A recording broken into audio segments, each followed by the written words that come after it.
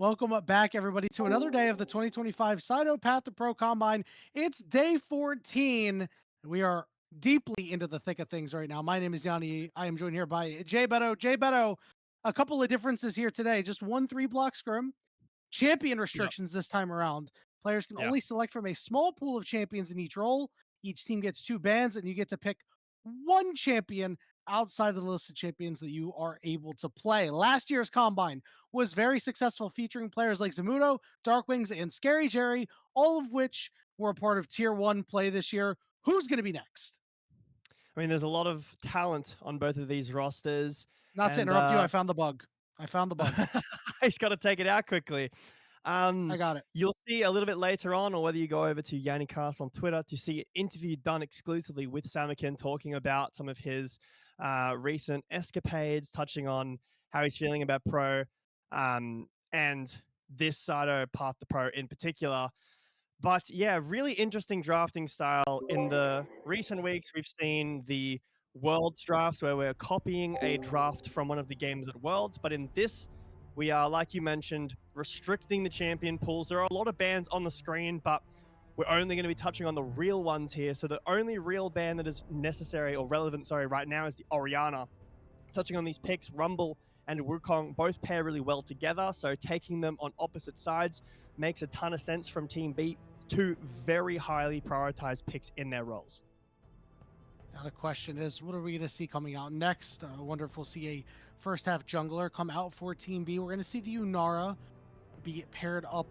So already getting that nice late game scaling in, plus the strong early game of Rumble. As we all know, Rumble at level 6 means really strong objective control. And Azir being hovered here, which is something... It's contentious, I'll say, especially in NA, in the West.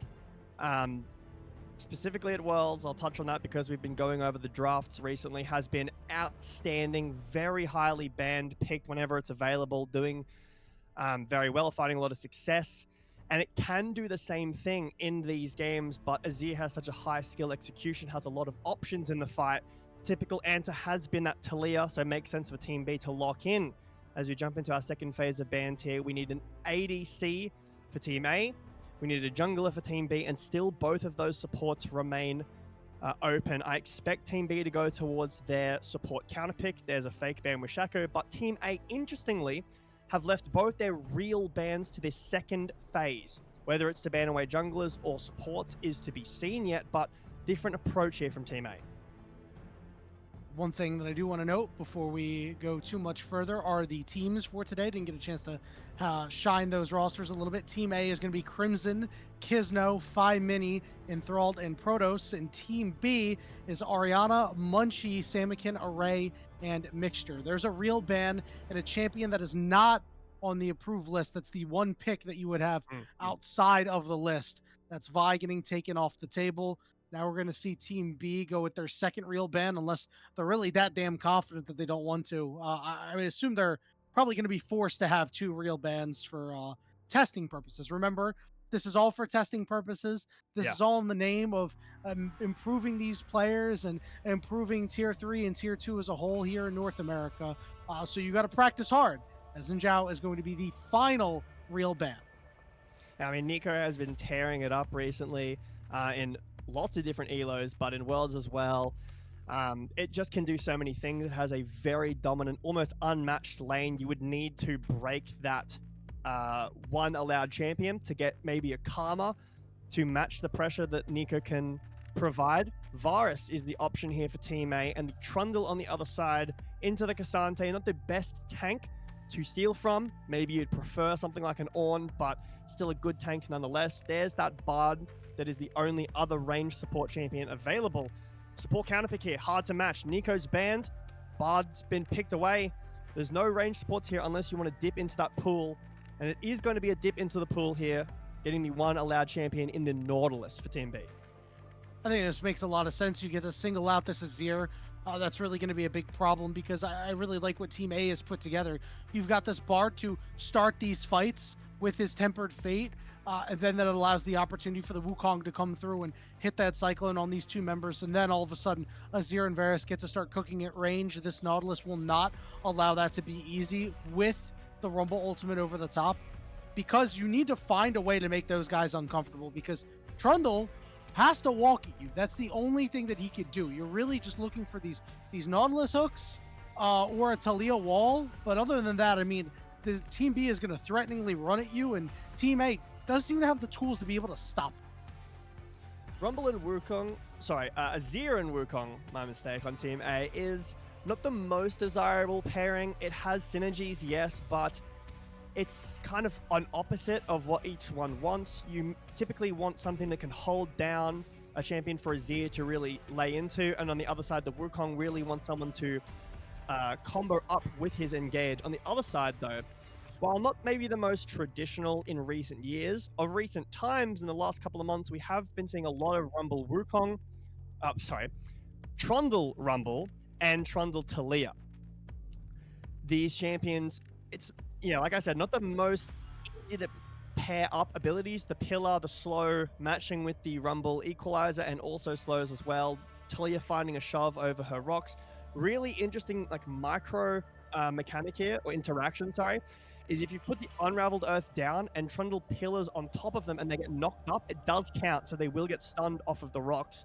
Obviously, Nautilus doing a tremendous job with the Talia as well, proccing that stun. I expect Team B to be playing together a whole lot. Yes, they do have the global to impact the side lanes with the Talia, but you don't really want to be taking these small skirmishes, 2v2s, 3v3s, outside of the Trundle. The Trundle loves that, but you've got a Bard on the other side who thrives off of roaming and making it a numbers disadvantage in favor of Team A. The Varus is a really strong pushing side lane, and they have great solid late game damage with Azir. I think both of these drafts are really well executed here. I think Team B really needs to find these grouped up team fights with Equalizer and all the CC to make this comp function. I'm with you on that, because Team A's pick ability is really strong. So as Team B, you need to always be together. Now, let's talk about how these early objectives are going to look, Jay Beto. Personally, I always think that if you're on the Trundle team, you really need to go ahead and secure grubs, given the fact that You have a level 6 Rumble at that time, level 7, what have you. Just as long as he's got his ultimate, I would want him on the top side of the map to be able to use this equalizer to take a lot of control of the Grubs Pit.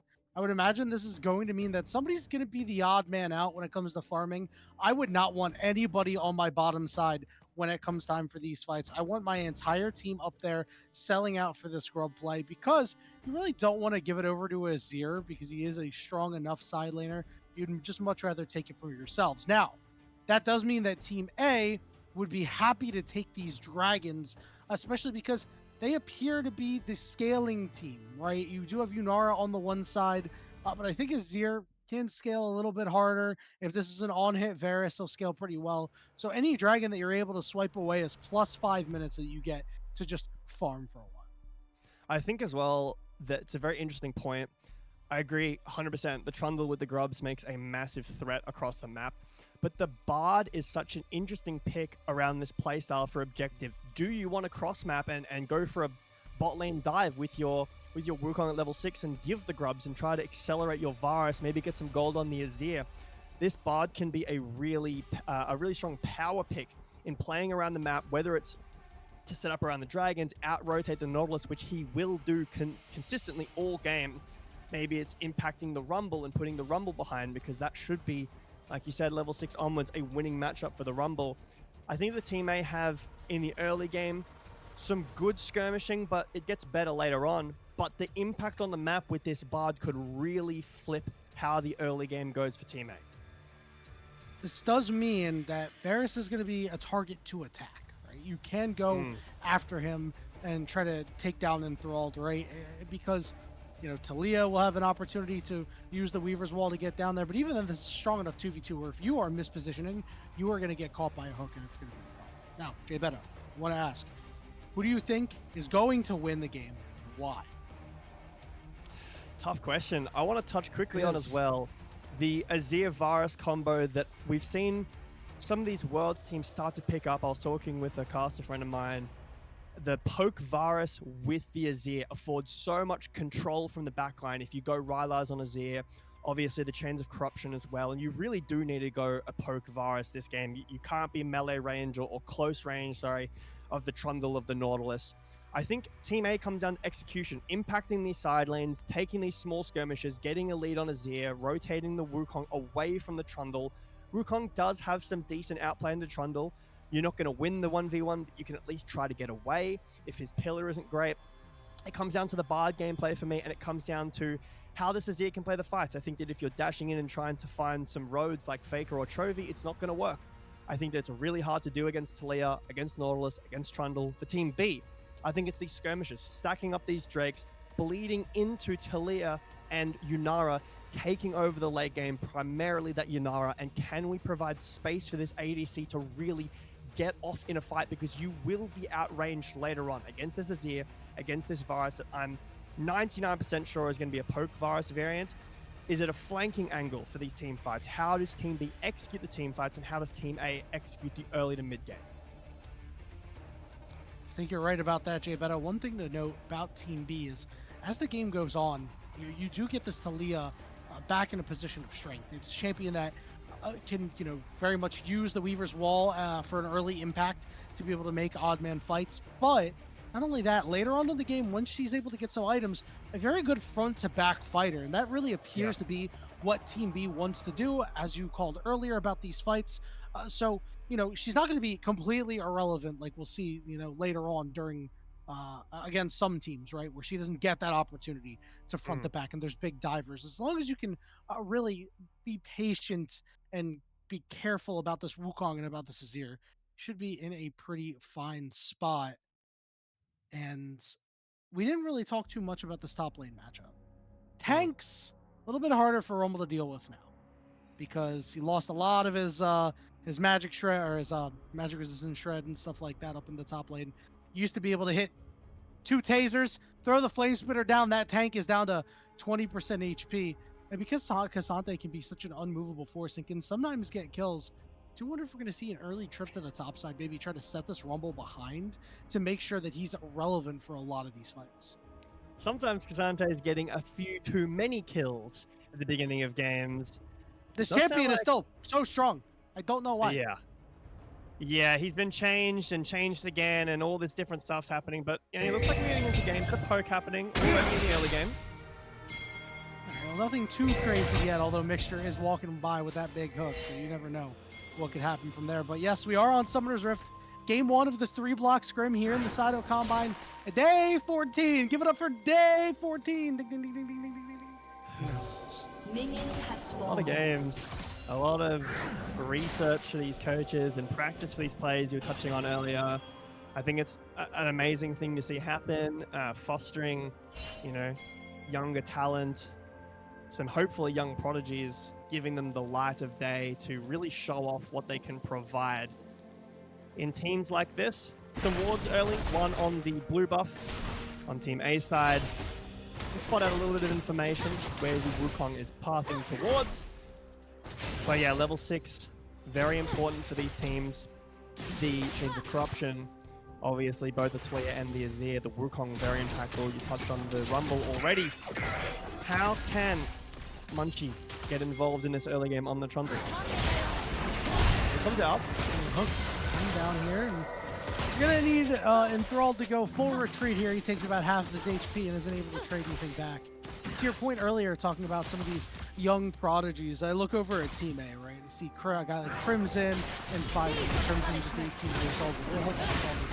Harris once again getting a game going, able to walk away this time and get some damage on the way. Yeah, Crimson just 18 years old. He's been developing with CCG for the last 2 years. He's essentially their franchise player. We talk about his family lineage a lot with, his twin brother Sniper. We talk about Viper, who is, probably, still in the tier 2 scene. But he's carved out his own path. He's had a really successful 2025 where he's really developed a strong player, and I really hope that he gets further opportunity to do that in this Combine, and then he gets tested. And by the end of this Combine, he is one of the best top laners that we have in Tier 2 in North America, because it is a role that at times has been barren for talent. Well, looking forward to hopefully seeing Crimson among other players here in, I can say this, the LCS in either next year or upcoming year. We're so back. But yeah, I think it's really important for the scene. It creates engagement around the players when you can see these players come up and develop over the course of multiple years. It's really good for orgs as well to have stories like this. I mean, look at the East. A ton of these players in different teams have been around those teams for a long part of their late teens into their starting their pro career. I want to quickly touch on as well. On-hit Varus. I don't know if I'm a fan. I told think you. that it's going I to knew be it really was coming. hard. I think it's going to be hard to play these fights, man. It's better in I the disagree. long skirmishes, but we will have to see Kismet finds Ariana. Yeah, we'll chat about that in a little bit. I think Ariana's going to be just fine to get out of here, but he's definitely going to take some health on the way out. Gizno is going with the full court press here, so I think Gizno may have bit off a little bit more than he could shoot, but Ariana is overheated now, has some spells. Gizno will be forced to walk away. They're backing in front of each other. I wonder if any of them are going to do anything super crazy. I actually think the on-hit Varus is pretty good. Because you have this Wukong, you have this Asante. Those members of the team are going to be pushing forward, right? And you're going to be able to kind of like follow up behind them. Plus, Trundle's got to walk with you, Rumble's got to walk with you. There, multiple members are going to walk at it. Mixture's going to flash forward first. Bear's getting caught up with that pillar. Meanwhile, Protoss is going to match the journey of the wall. That does mean that Enthralled will walk away. Gizno looking for a bit of a turnaround. See too much. Really close there. I think Protoss just very pixel perfectly put down one of his heals, one of those W's, and gave just enough life back to Enthralled. A really nice gank attempt from Team B, trying to get some gold early on this Yunara or on this Trundle. First Dragon has spawned. Lane players all going over to Team B, but we're seeing a lane swap here already from Team A. This will mean a give of the Dragon 100%, but makes the lane for the Varus significantly easier and potentially sets up for these grubs in a couple of minutes. Vision already very strong around the Drake, so it makes sense that they're opting for a swap here. Yeah, you have to make this move because your Varus has tier, and You know, going the on-hit build means that you're going to need quite a bit of gold on this. Barrier is already down. Ariana's level 6 to the level 4 of Enthralled. He has tier and lethal tempo, so I'm not sure actually what build he's going anymore. I was expecting the on-hit because of the lethal tempo, but tier screams lethality to me as Mixture over the wall. Well, there's that equalizer, and now he's going to be rooted on that equalizer. It's going to be first blood going over to Ariana as they have been picking on Enthralled all game long. Yeah, you touched on in the draft, Yanni, that this virus might become a target left alone to his own devices, and you're exactly right. So far, Team B has been bullying out Enthralled on this pick, and it's not really anything this player can do about it. He's playing the immobile virus with a support who's roaming around, and Team B is punishing him for that. Dragon still hasn't been taken just of yet, so only losing that first blood. It's on a rumble, which does feel pretty bad, but now matching these lanes again, as Ariana will walk out and open down the bot lane.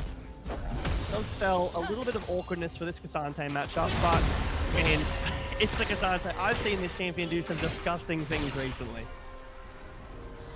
Yeah, he'll just sit down here and him and Ray will ping pong waves for a while, but honestly, if you're Team B, that's what you want, right? You're getting a free lane for your Nara to scale in. She's not really under any threat. You have multiple members down here on the bottom side. You could start this dragon up if you wanted to, because they have sufficient vision. But it looks like they're looking to move in, try to take away Kisno's jungle. He's going to find out the hard way. And Bard up in the top lane. Force the base now coming out. Kisno's going to find face first into a trundle. Will walk away. Oh no, Samikin's there too. The flash, the pillar! But Kisno isn't going as far as we thought. There's Mini from behind, starting up Samikin, but Mini doesn't have that much mana. Look who's on the way. It's Crimson looking to cut off this flank. Samikin can use that Weaver's Wall to make this a favorable trade on the other side to make sure that Trundle Munchie is able to walk away. Unfortunately, Mixture, you know, on the Nautilus can't rotate down to that play, so might be looking to go for a top dive here, but really nice Weaver's Wall to completely end that play before it got too bad. Red buff, sorry, is secured by Kisno, but yeah, Enthralled's being zoned away from his own wave over his own tower. Not the best position for this virus to be in, considering Yunara has had a very free lane, but still, none of these objectives have been taken or even started up yet, Yanni. Maybe the Dragon now, maybe the Grubs, but again, both teams just seem content to farm it out and play a very slow, conservative early game. And realistically, you know, like we said, Team B or Yunara is free scaling. Like, sure, Mini is getting that opportunity as well, but given the fact that if things stay the status quo, Enthralled is going to have a hard time getting in this game, I think Team B is probably all right. They're like, yeah, man, like we don't really care about any objectives right now. I wish that they would put a little bit more emphasis on some of these objectives. I think you could have used that timer instead of going into the jungle to go for the dragon. They're throwing everything at 5 minutes. He's dead. They've got a Grub start up here. Kisno will be able to snag one and we'll walk away. Yeah, I agree. That was disgusting. Time to go for a quick pause and just check what happened there on the vision. But no, you touched on it. Timeout. Yeah, this front to back style from Team B. There's the hook, the shove, the equalizer comes out. Maybe a little bit too much over invested into just this Azir. But, I mean, don't want to...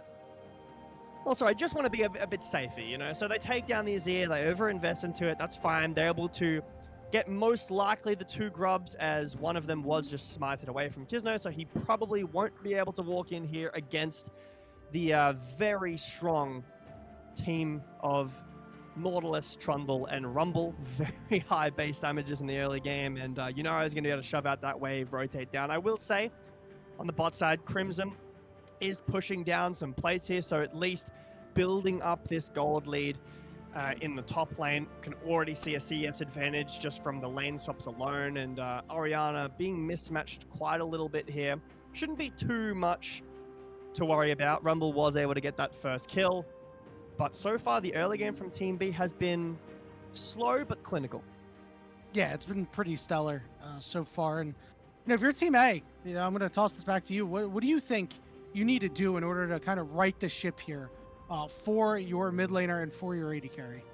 I think that the level 6s are really important, right? The Cassante is going to be weak side for the game. As we get back in, we will be getting the Riot branded starter ports in a moment.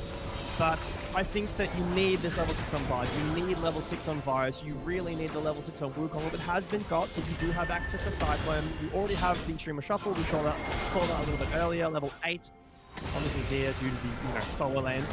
But yeah, I really think getting level 6 on these important carries, these important team fighters, and taking fights where your setup is strong. If you're walking into Team B and the same thing happens to you as Mini learned the hard way, doesn't matter what ult you've got, you're still going to end up falling down. I think making picks on side lane onto Talia, onto Rumble if optional, I really think finding these small skirmishes favors Team A.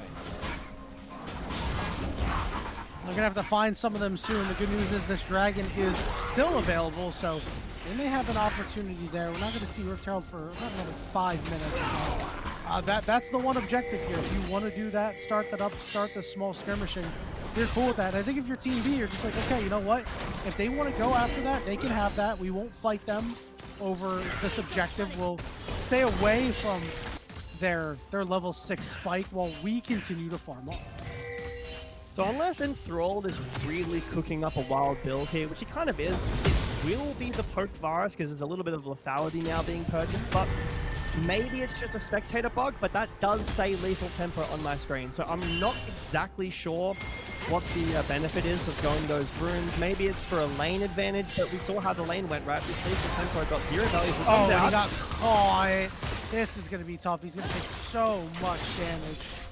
Does have his flash and his barrier, but means he's going to see a lot of pressure here. Mixer's walking up, tried to wrap that hook around. No lollipopping here. Enthralled was able to land the Chains of Corruption onto Array, so Array wasn't able to completely dish out full damage, wasn't able to ult and go for the dive maybe, but very nice ult from Enthralled to save his life. Still massive HP advantage for Team B, and the ult advantage too should mean finally this dragon being started up by Team B and will go over with very little contest. Protoss walking up to the top side, but I'm not sure if there's a dive here. Might just be looking for some vision. Yeah, Try is so warded up that Sam Keith's going to have many opportunities to walk away.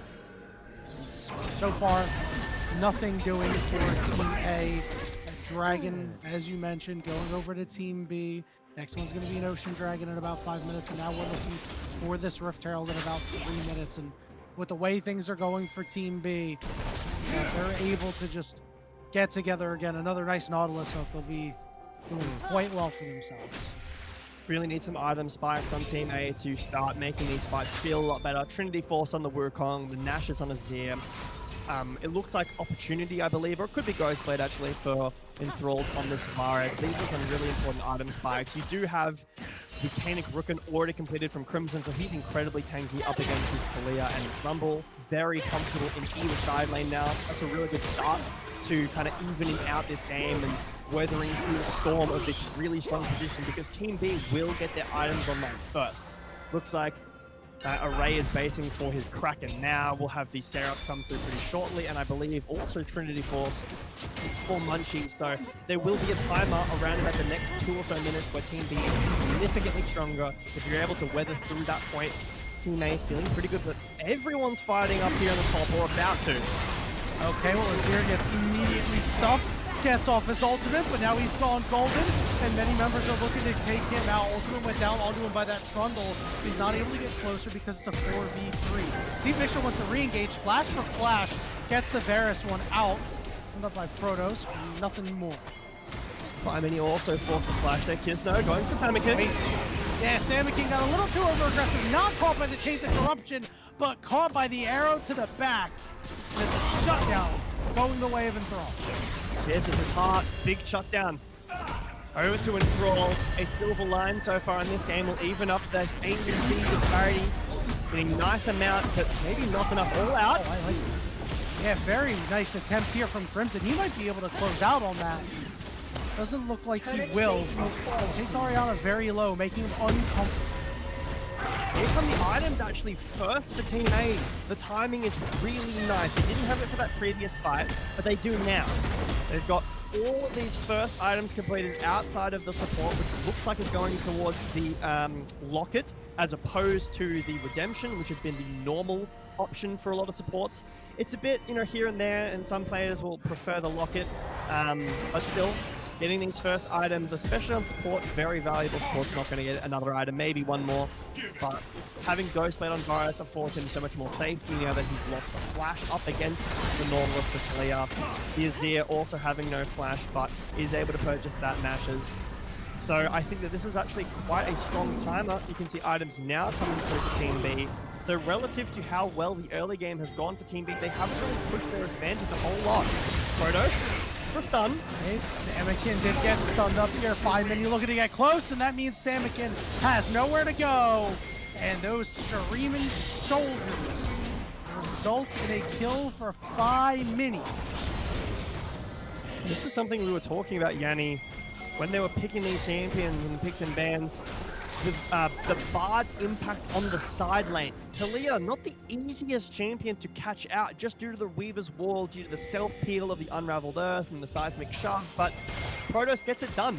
Even though he gets stunned, he finds a stun of his own on the back end, and a kill over the 5 mini is really important. The game is dead even now, only 400 gold, but Rift Herald has been started up by Team B. Gizno clearing out some vision. Protoss is there, and Geralda's looking to move up as well. Ariana can move down for this, and it looks like it's going to be a 3-man game, trying to walk in and maybe get Shaw on the way out. Make sure the one who gets stunned, rooted. They throw everything they have at him. He's still alive. They will finally fall, but he gets the flash out of Gizno. They throw the red carpet onto him. They take him out, now looking for a turnaround. That piercing arrow is doing a lot of damage. Crimson is here. He is trying to get close, but he will not be able to chase them down. And in the end, it's a 1-for-1 for the Herald to Team B. And it kind of benefits Team B, actually, because, yes, they catch Mixture very early in the fight. Chain Disruption is really nice. They overcommit. They overinvest with Gizno dashing on top of... Another pause. Dashing on top of the Equalizer. I want to highlight Protoss again. Really nice Tempered Fate onto Munchie. Means that Trundle is not able to participate in the early stages of that fight, forced to flash away. Now he's out of position. But yeah, this overinvest from Gizno, fight kind of fizzles out after you get the pick. You lose the Herald. You got to, you know, take your dues there and leave and exit the fight. But instead, falling down, gold still very, very even. The one dragon is over to Team B. So dragon stacking is an option with the Herald to force a mid-prio as well, but still tooth and nail in this game so far. And if I'm Team B, I'm really worried about the fact that this Herald, you're going to drop it on mid lane to secure the second dragon of the game instead of the third, like we normally see, right? And I think that's a big concern because we talked about how this Azir is going to be really big later, and is pretty big right now when you're going to get some help from Cassante. Record scratch, yep, that's me. I bet you're wondering how I got myself into this mess. It all started when I over-pushed on top lane. He does have flash, so he potentially able to flash away from this. So if the timing is right, Crimson, Ariana is here, Crimson going to predict the flash? Is the question. Ooh, that could be tough. Here we go back in the top lane. Well, doesn't look like he did. Yeah, but he did end up flashing. All right, this is a good play there by Team A. He's going to get some free time on this turret. be able to take it as well. One grub, you know, not the best, but the Azir Nash is very good at pushing down the towers. And first tower actually was taken by Samakin in that bot lane. So, Beats of Warfare going over to Team B. Nice boom for them. They're really going to enjoy this. The shove is there. Gizno gets hooked. Do they have the damage to actually finish him off? Throw another rock. Throw another rock. And auto attack him and take him down. It's a second kill for Samakin, but not only that, it should secure the dragon. I think this is Team A making plays on both sides of the map. You're investing in top lane with members to push down this tier 1 and top, and then Gizno's caught on the bot side trying to make a play of his own. It's kind of, you know, solo play. I get Protoss is behind you and maybe you feel confident that he's going to be able to support you, but, you know, Team B's not in top lane. They're not defending the tower. Where are they? They were in bot lane, obviously. Getting up a play around Samakin on this Talia, now 2-2. And 0 has the Seraph's finish, but second dragon easily secured for Team B, and it's an Infernal Soul with a lot of damage in this game. It's an explosive soul. It's a really good spot. This is the first we have on the mid lane. They could drop the Herald if they wanted. Chains of Corruption not going to land. It's the hardest skill shot to land in the game, man. You know, it's one of those that it just always feels like you miss something. Unless you're Ruler in a best of 5 against Faker at Worlds, then he's landing them at the important times. But, you know, this matchup has been contentious. The Azir sometimes be catching the virus on the other side in certain semi-finals, I should say. But back to the game at hand. 2 Drakes for Team B. Infernal Soul high rolling a little bit, right? With this Yunara that's going to be scaling really nicely. Very damaging Soul. Oops, missed. The Equalize on the wave means no dive, no tower push. Very nice weak side play, but here comes the Trundle. Can I actually stop using it? You know that you're going to be able to use the subjugation on him. He did force his flash out, so he'll take that. Meanwhile, Mixture hook onto the wall. He's going to get hit up with the Cyclone, but Kizno's not going to have enough. Will burn Mixture's flash. And now we're going to see Herald get used on the top side here for maximum value, and it didn't even get the first crash off. Well, very nice. Over-invest in top here. And Thrall is forced to match. This should get a shove here. Not enough damage to take this down. But Kizno again. We're fighting everywhere. Yeah, he's by himself. Here's a TP in from Samikin. Yeah, Hook gets Mixture a little bit closer. Now they're going to target 5 Mini. Kizno will burn alive. Here comes the Weaver's Roll on top of it. And Samikin with a nice step back will finish off 5 Mini. Again, it's Kizno making these plays on a side where his team is not there. It's very rare to see your jungler, the player who is weak-sided, a lot in this game, and it kind of comes down to this awkward pathing from Kizno. The Herald is dropped in top lane to feel like, okay, my team is defending, I can maybe invade in bot side, but no, Samikin's ready with a TP. There are members of Team B around there as well. And you kind of lead to your mid laner taking a death as well. Not an explosion of gold just yet. It's still close, still only 2,000 gold as Anakan will now spawn. The nightmare of all players who don't want to throw their leads.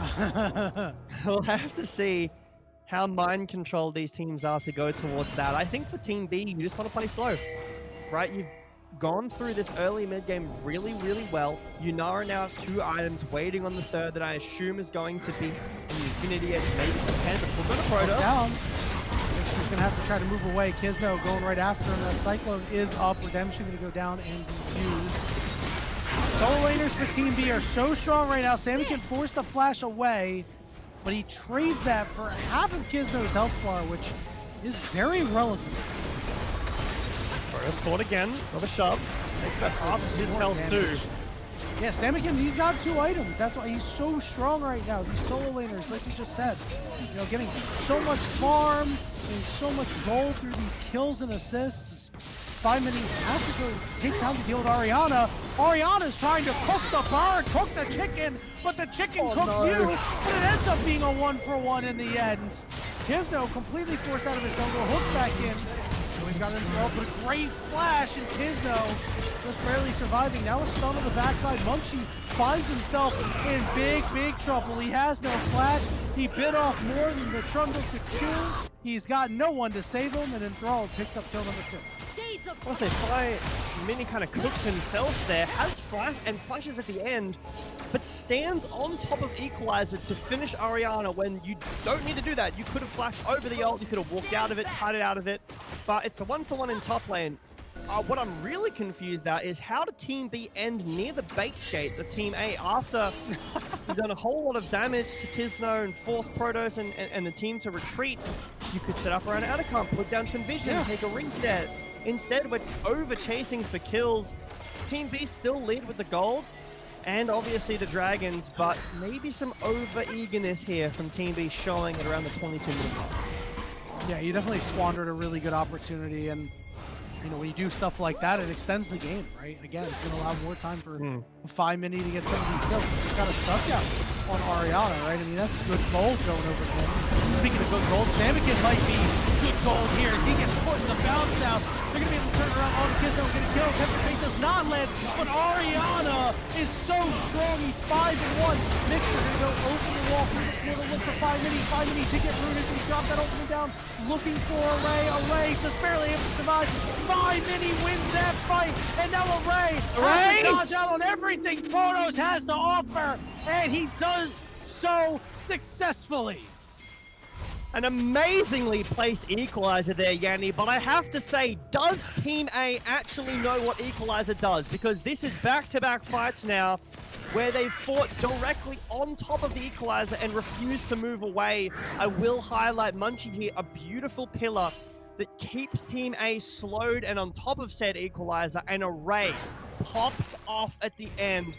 This Yunara is becoming unleashed. The dragon wasn't secured as the teams race back down and eager to start off round 2. NA teams, NA players never met a fight that they didn't like. We'll see if that continues.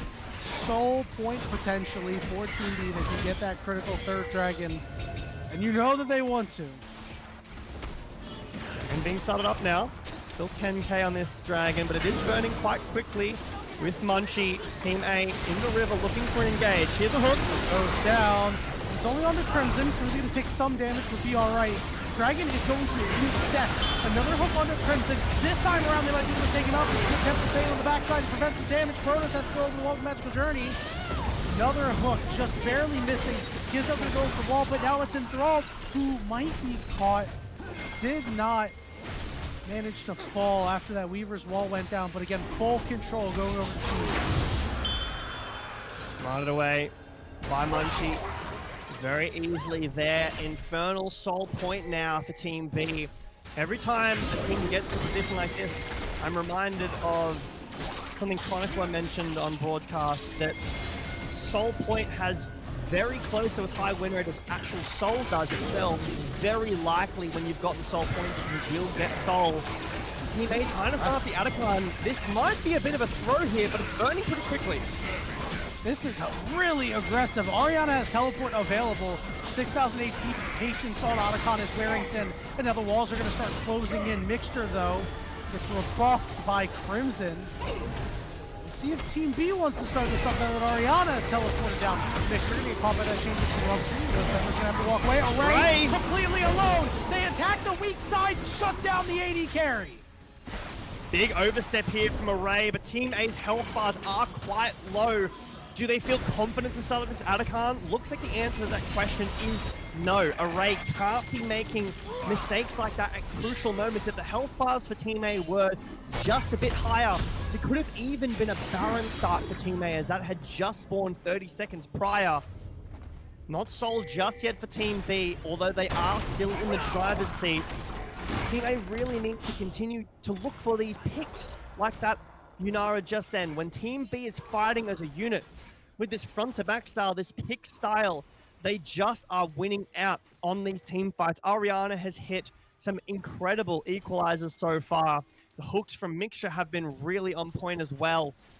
Tempered Fates have been landing, but leaving a little bit to desire, whether that's some team communication issues, trying to commit to the members once Tempered Fate has gone out, or whether the ult is just too far away for the team to gap close onto. Anacon's still standing and staring menacingly at all of our players, trying to whisper into the dreams and make these teams fight to the death around this objective again, but neither team wants to listen just right now. Team B is going to have to watch out because 5 Mini just went back and grabbed a Rabadon's death cap. He's on 3 items right now. He is absolutely massive this game. He's going to have an opportunity to take over the next fight if he's got good positioning. I think Mixture is going to have to be the one to target him out. Dragon in 2 minutes and 30. We'll see what happens here. Jay Beto is... Hold on, what is going on? We just missed a lot, and we're already seeing a lot of damage go down. Varus is going to fall. Kizno doing what he can with his ultimate just to keep people away, but now Crimson's going to be the one to be turned on. Good pillar forces the flash there, but 5 Mini is full HP. There's that equalizer. Didn't do as much as we really thought it would, and it is a quick pick going both ways, 4v4.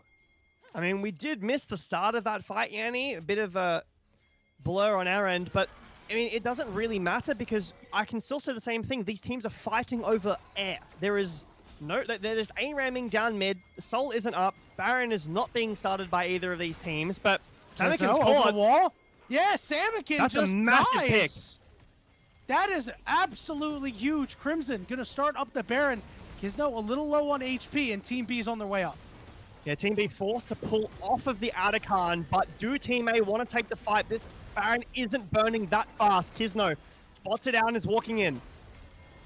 5 Mini's got damage, but he doesn't have that much damage. He's got to split a Sand Soldier to make sure he's got one on the other side to maybe try to make a play. Mixture, Ariana, Array looking to get in. Now Varus is here. It's a 5v4. Shades of Corruption lands on multiple members here. Mixture going to be targeted. Knockup is there, but they're forced to run away as the Baron goes over to Team A. Hooked down onto Crimson. But the Magical Journey plus the stun means that they should all be able to get out. Munchie trying to get close. There we go. Ariana on the backside goes golden, and it's Array's time to try to take over once again. But he gets pulled away on the all-out. He finds a second kill, but crucially, Team A retains 3 Baron. And it's 35 seconds until Soul is taken from Team B. 2 members from Team A dead. Yes, they find a pig on the Samikin. But with Enthralled dead, they're not able to burst the Baron down fast enough. They kind of indecisively take the fight, pull out, take the fight, pull out, and eventually Enthralled gets caught. Crimson dies on the other end of the fight, trying to get his team out. Atacam will be the option for Team B now. Team A's respawn timers will be just maybe in time. They'll be a little late for this Soul, but very importantly, they did still maintain the Baron on 3 members. Ariana is going to back here. That teleport is up. Mixture is not full HP. That is very important to note. As the Dragon looks like it's going to be started up here by Team A. These double teleports from the solo laners are coming in. We don't have Crimson, and we don't have Enthralled yet.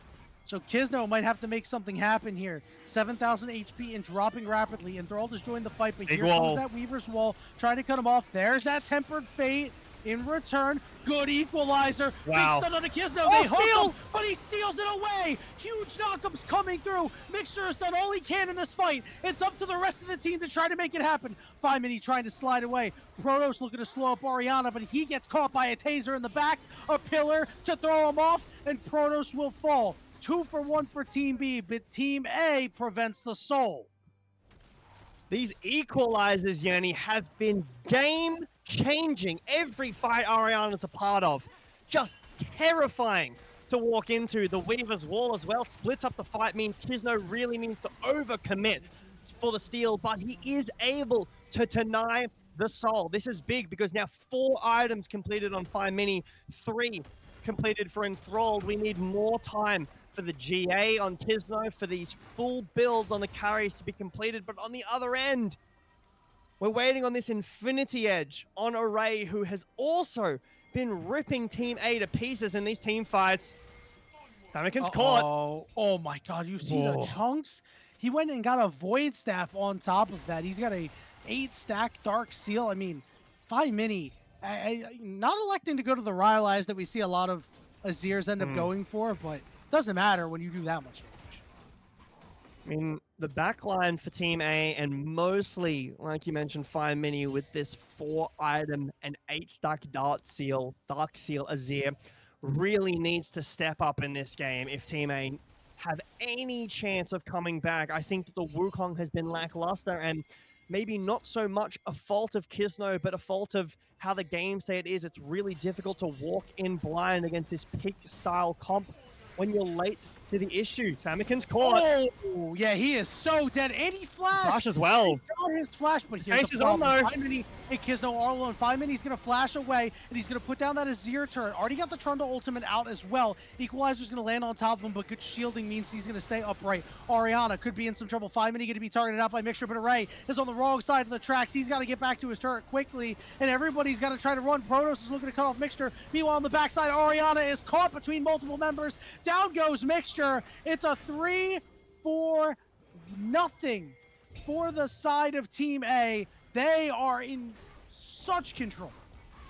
Here, Samikin falls down again at the beginning of a fight. A crucial pickoff this late into the game. Team B fall apart as Team A group together, take a really nice team fight on multiple pinch points in that bot lane, and will break down some much needed gold off of these towers and an inhibitor on the back end.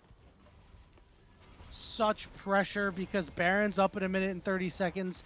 That means you're going to have to send one of your solo laners down there and utilize their TP to get this wave shoved out. Let's go and see what the pickup's going to be for 5 Mini. He's going to go with a Verdant Barrier there for further protection against Mixture's Death Charge. I like that. Yeah, I think that at this point in the game with this Void Staff, with the Rabadons, you've got so much damage, and at any point if you're picked off, the game is kind of over. So the Dark Seal, yes, it provides you with some more damage, but do you really want to invest the gold to upgrade it? Probably not. But Hook comes out on the Protoss. He's caught, but really nice Tempered Fate bides a moment.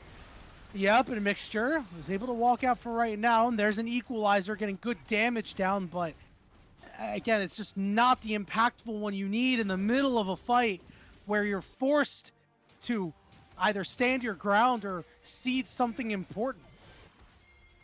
These are some important ult cooldowns that aren't available here for both teams, but with still 30 seconds on Baron, they should be up until, before both these teams start to scrap again.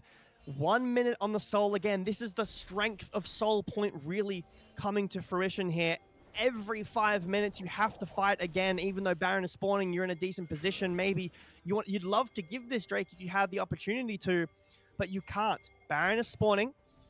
Looks like Team A setting up some vision. Maybe they are going to opt for a trade, or at least just a Baron rush down here. Yeah, Team B in the mid lane, they don't even know.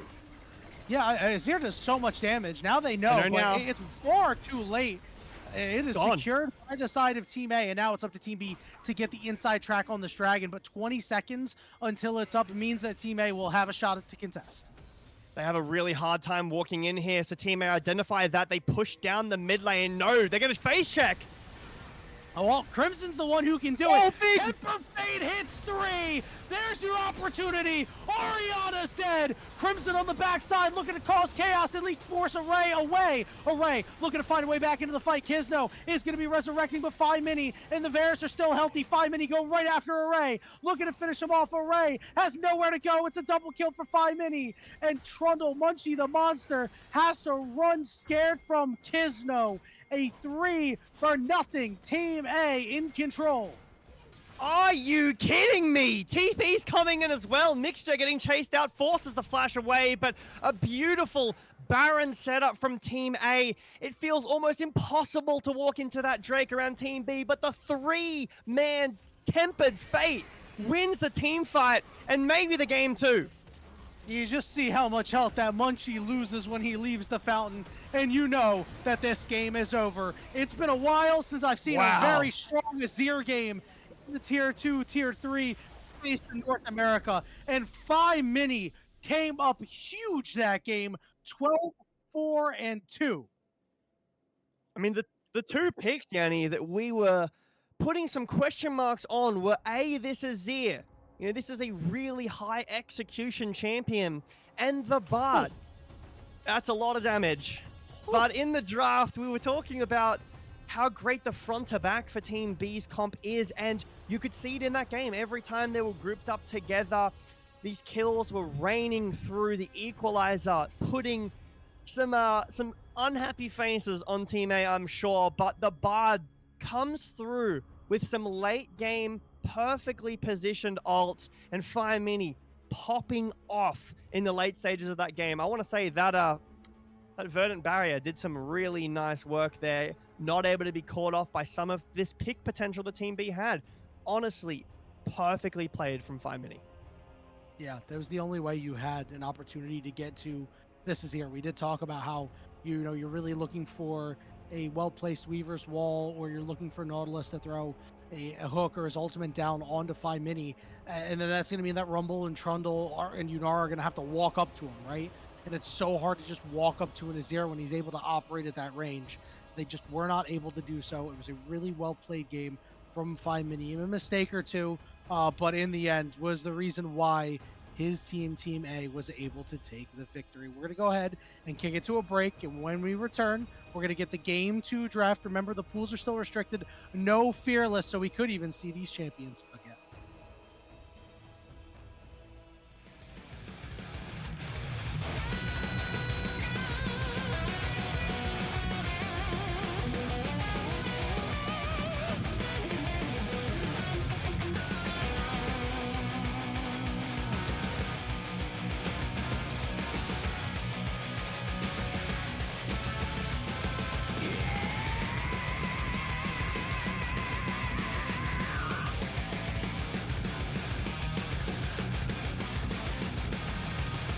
What's up, everybody? Yanni here. Blue Otter's own Samikin has generously stepped away from his schoolwork to chat with me for a few minutes. Hope everything's going well. How's school going?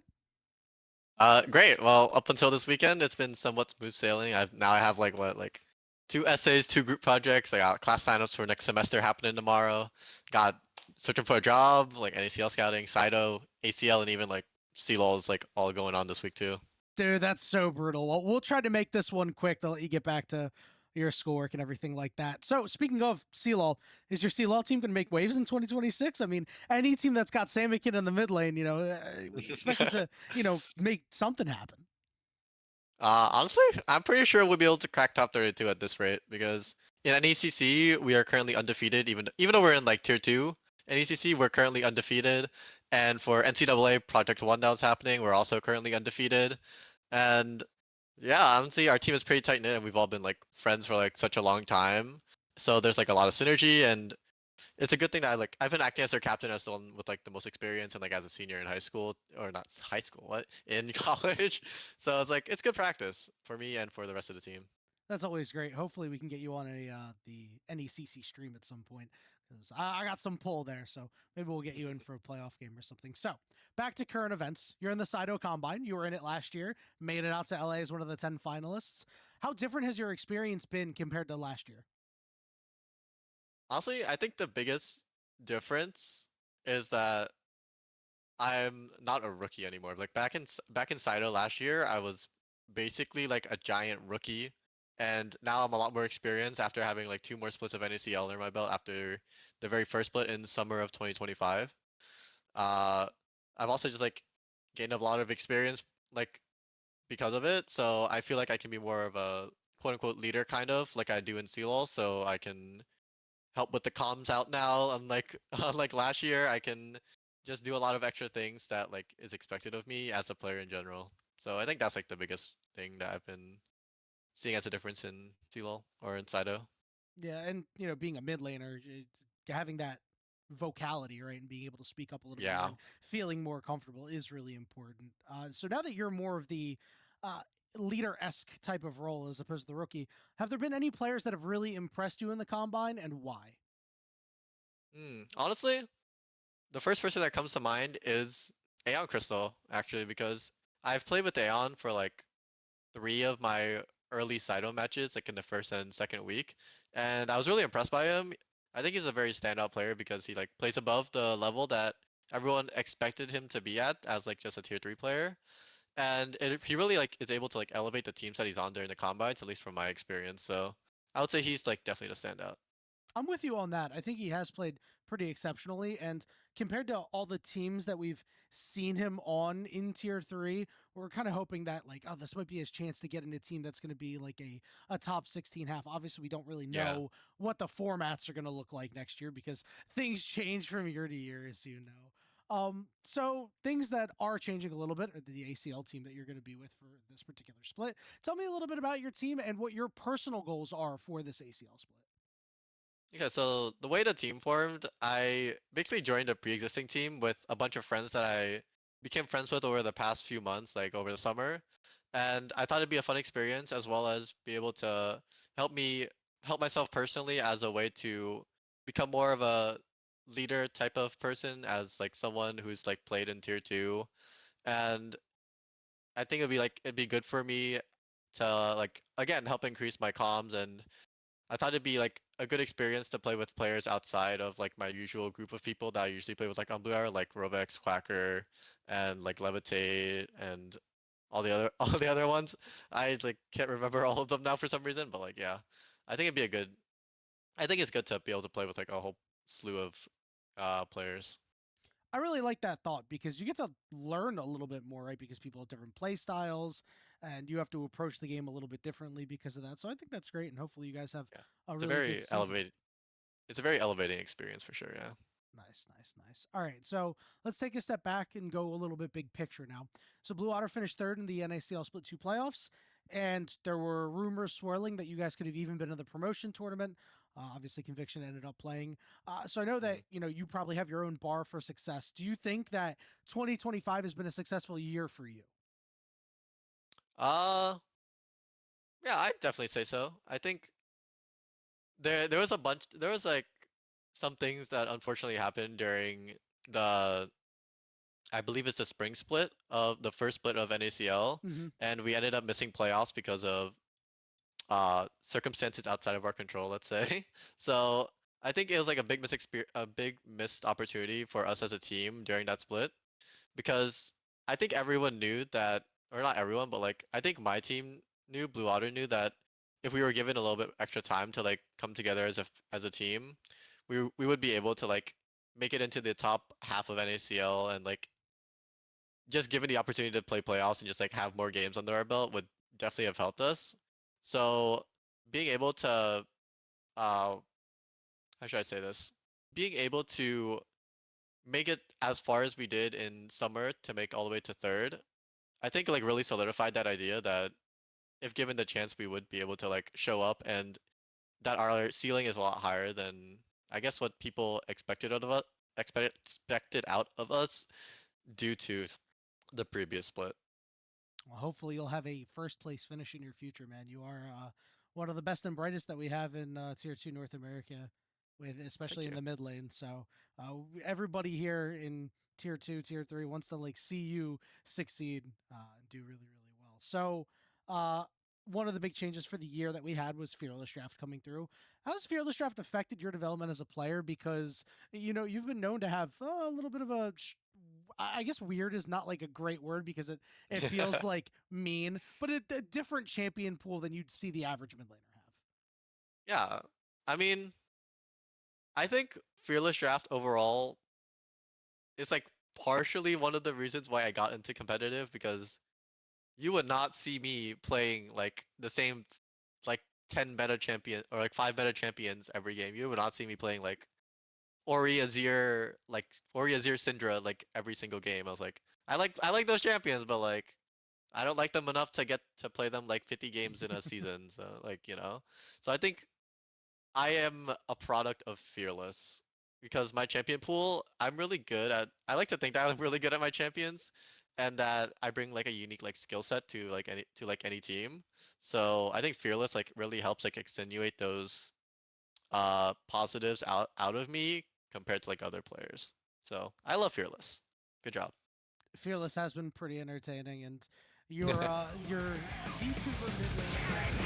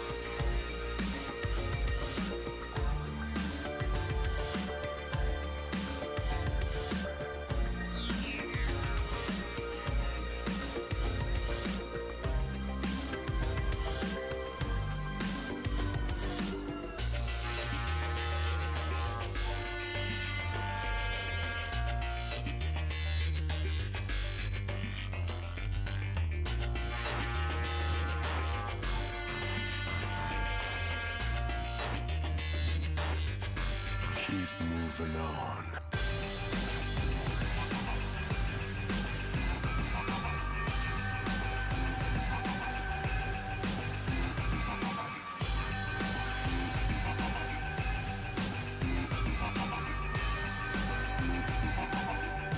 Keep moving on.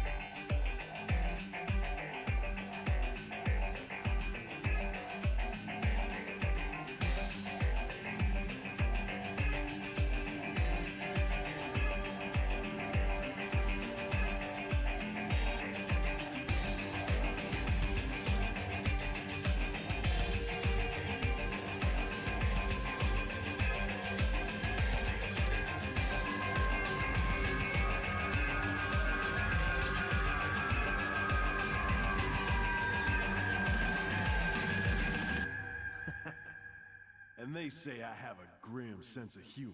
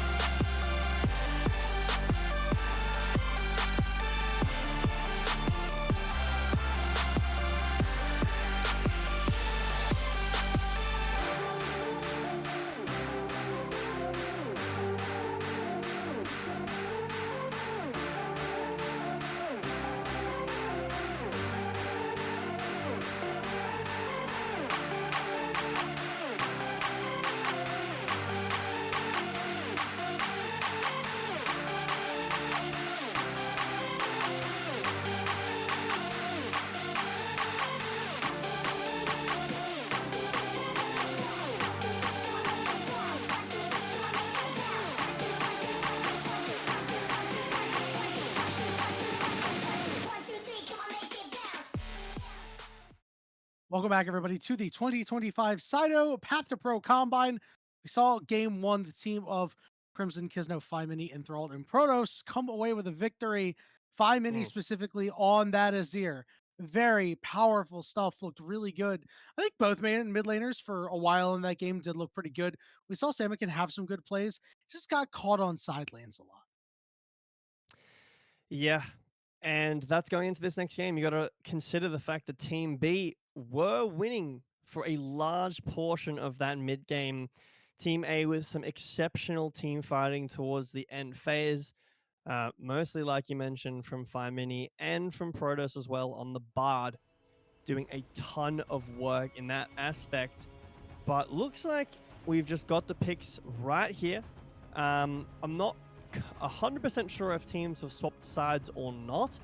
It would make sense if they have, because Team A did have the Azir and the Wukong and the K'Sante last time, so going towards a very similar style, opting for the Rumble matchup again.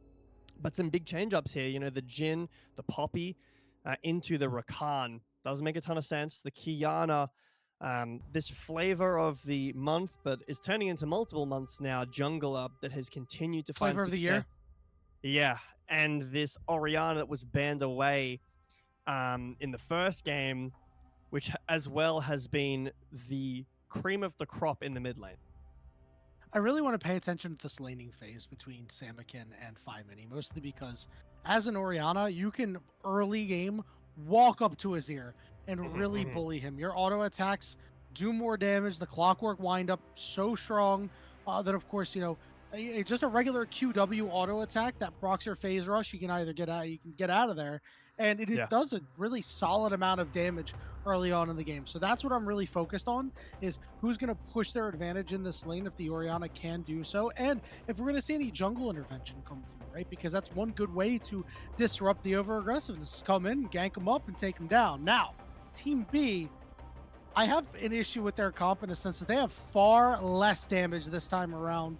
Poppy Jhin, good utility, but not a whole lot in the way of strength unless this Jhin gets the super late game and does not go the mosquito build. I mean, really falls back on this Azir, which is okay a little bit. We saw that happen last game, but on the other side, you know, the Orianna, the Kiana, the Xayah, the Rumble, there is so much damage, there is so much threat on this blue side composition. I think that things like Jhin and Poppy are really, really strong and do pretty well into the team comp here. But there's, like you said, not a whole lot of damage. There is this Azir for late game. There is Jhin, you know, fourth shot from Jhin with 6 items or, you know, 5 items plus boots is devastating. And the Wukong can really impact the fight, as we saw. But there isn't really a secondary threat on this team comp, whereas on blue side, there's many threats. There isn't a traditional tank. Maybe we're going to see some face checking issues, some frontline issues. This team comp is a bit harder to execute on, but man, do they have damage. Yeah, I think the question is Team B going to have the damage to actually kill them, right? I think that's going to be a big question, because I do think that you'll be able to at least kill one of them, right? You'll be able to throw everything you have at one of these members, but you're going to have cooldowns, right? I mean, this Wukong is going to come in, going to instantly blow somebody up or do a good chunk of damage, but then you're going to be forced away. We'll have to see. I'm really looking out for mixture this game as well, having to deal with Protoss on the other side, as we're a bit of a difference there in terms of support. That's okay. I actually like what we see in the bottom lane a little bit more now, because I think that the Bard brings enough early game damage for your Jhin to also be a little. And it is going to be Team B on the blue side. So Team A taking almost the exact same comp. Does make sense, just no Varus this time. Although the Wukong not up against the Trundle, very different look from Team B here this time, who's on the blue side. They've still got the Rumble, sure, but everything else is different. They've got the Kiana in the jungle, this Orianna that can be a real linchpin point for this comp, and the Xayah Rakan, which is a very, very strong, dominant bot lane. I love that you touched on the early laning phase for this Orianna and the Azir, and you're absolutely right. This Orianna can really give it to Azir in the early game, although later on in the game, the Azir on side lane will win. Yep, but Oriana's there for the team fights, right? And you can throw the ball into mixture. You can use the ball yourself to kind of tie the room together with what your team wants to do. You'll have plenty of power. A nice split of physical and magic damage on the side of Team B means it's going to be hard to itemize against them. See some trading going on, but Protoss is doing much of the heavy lifting because we do have Enthralled who just went boots to open the game. Interesting start. Typically, with this start, you might see a boots for potions look, but opting for the refillable here, so convinced that there's not going to be too much poke to worry about, but does want to go those boots early into Rakan. Does make sense, right? There's a lot of catch potential with the Rakan. I mean, my eyes, outside of this mid lane, of course, are on the Kiana. I think that this pick is volatile. It can really take over a game with gold, but the team fights later on in the game can be difficult. It's a lot harder to execute on and find ults into the wall, have the correct terrain type for your Qs against a Wukong who just needs to go invisible, press flash if necessary, and then R on top of your team, and he's getting value. Of course, you need to find damage and high execution some other where, and Fine Mini, in my opinion, has the Azir pass from last game. Also, you know, there's not a amazing ball delivery service. Kiana can do it, and Rakan is pretty good for that, but through the early game, the Rakan's not going to be there. Nice flash away here from Enthralled, from the grand entrance there, will keep his health high. Oh, hang on. Yeah, Ruko's on a Protoss. This is really good stuff out of Mixture and Array. They're having a really good lane this time around. We see Kiana moving in, did get spotted on the ward. Could see a little bit of a fight for this crab as Kisno was just finishing up his blue buff. And Protoss is going to try to get in here first, dodges the knock up here. Jinru went down onto the Kianas. Now Kiana has to try to get over the wall. Samikin's got first move here as well. But he's kind of waffling on whether or not he wants to go back to mid lane. Now he's going to go in. Kisno with a nice flash, but he's on the wrong side of the tracks. The rest of his team come to help him out. Big three-man knockup coming through from Mixture, and the ball for the little extra shielding, and it's a massacre on the bot lane, a double kill for Array. And if there's anyone you want to have a double kill on, it is a Xayah in this early game. It's a very split, chaotic fight. A lot of flashes burned as well from Array, from Munchie, from Kisno, and from Enthralled. All points that both of these teams can visit back on. Low mobility in general on the Xayah, on the Jhin, but the double kill over to Team B early is really, really strong on a champion like Xayah, who, I mean, has the pickaxe base. You maybe would have liked to go a BF sword into Yuntal, but it's going to be the Essence Reaver start on this Xayah. Yeah, and you happen to have a call on top of it. Like, this is a pretty good start here. You can see Samikin really starting to get damage onto 5 Mini here and start to cause problems. None of these guys ended up backing here. Mixture coming through as well. 5 Mini's going to have to slide away. And Samikin has enough mana to be able to shove the next wave in.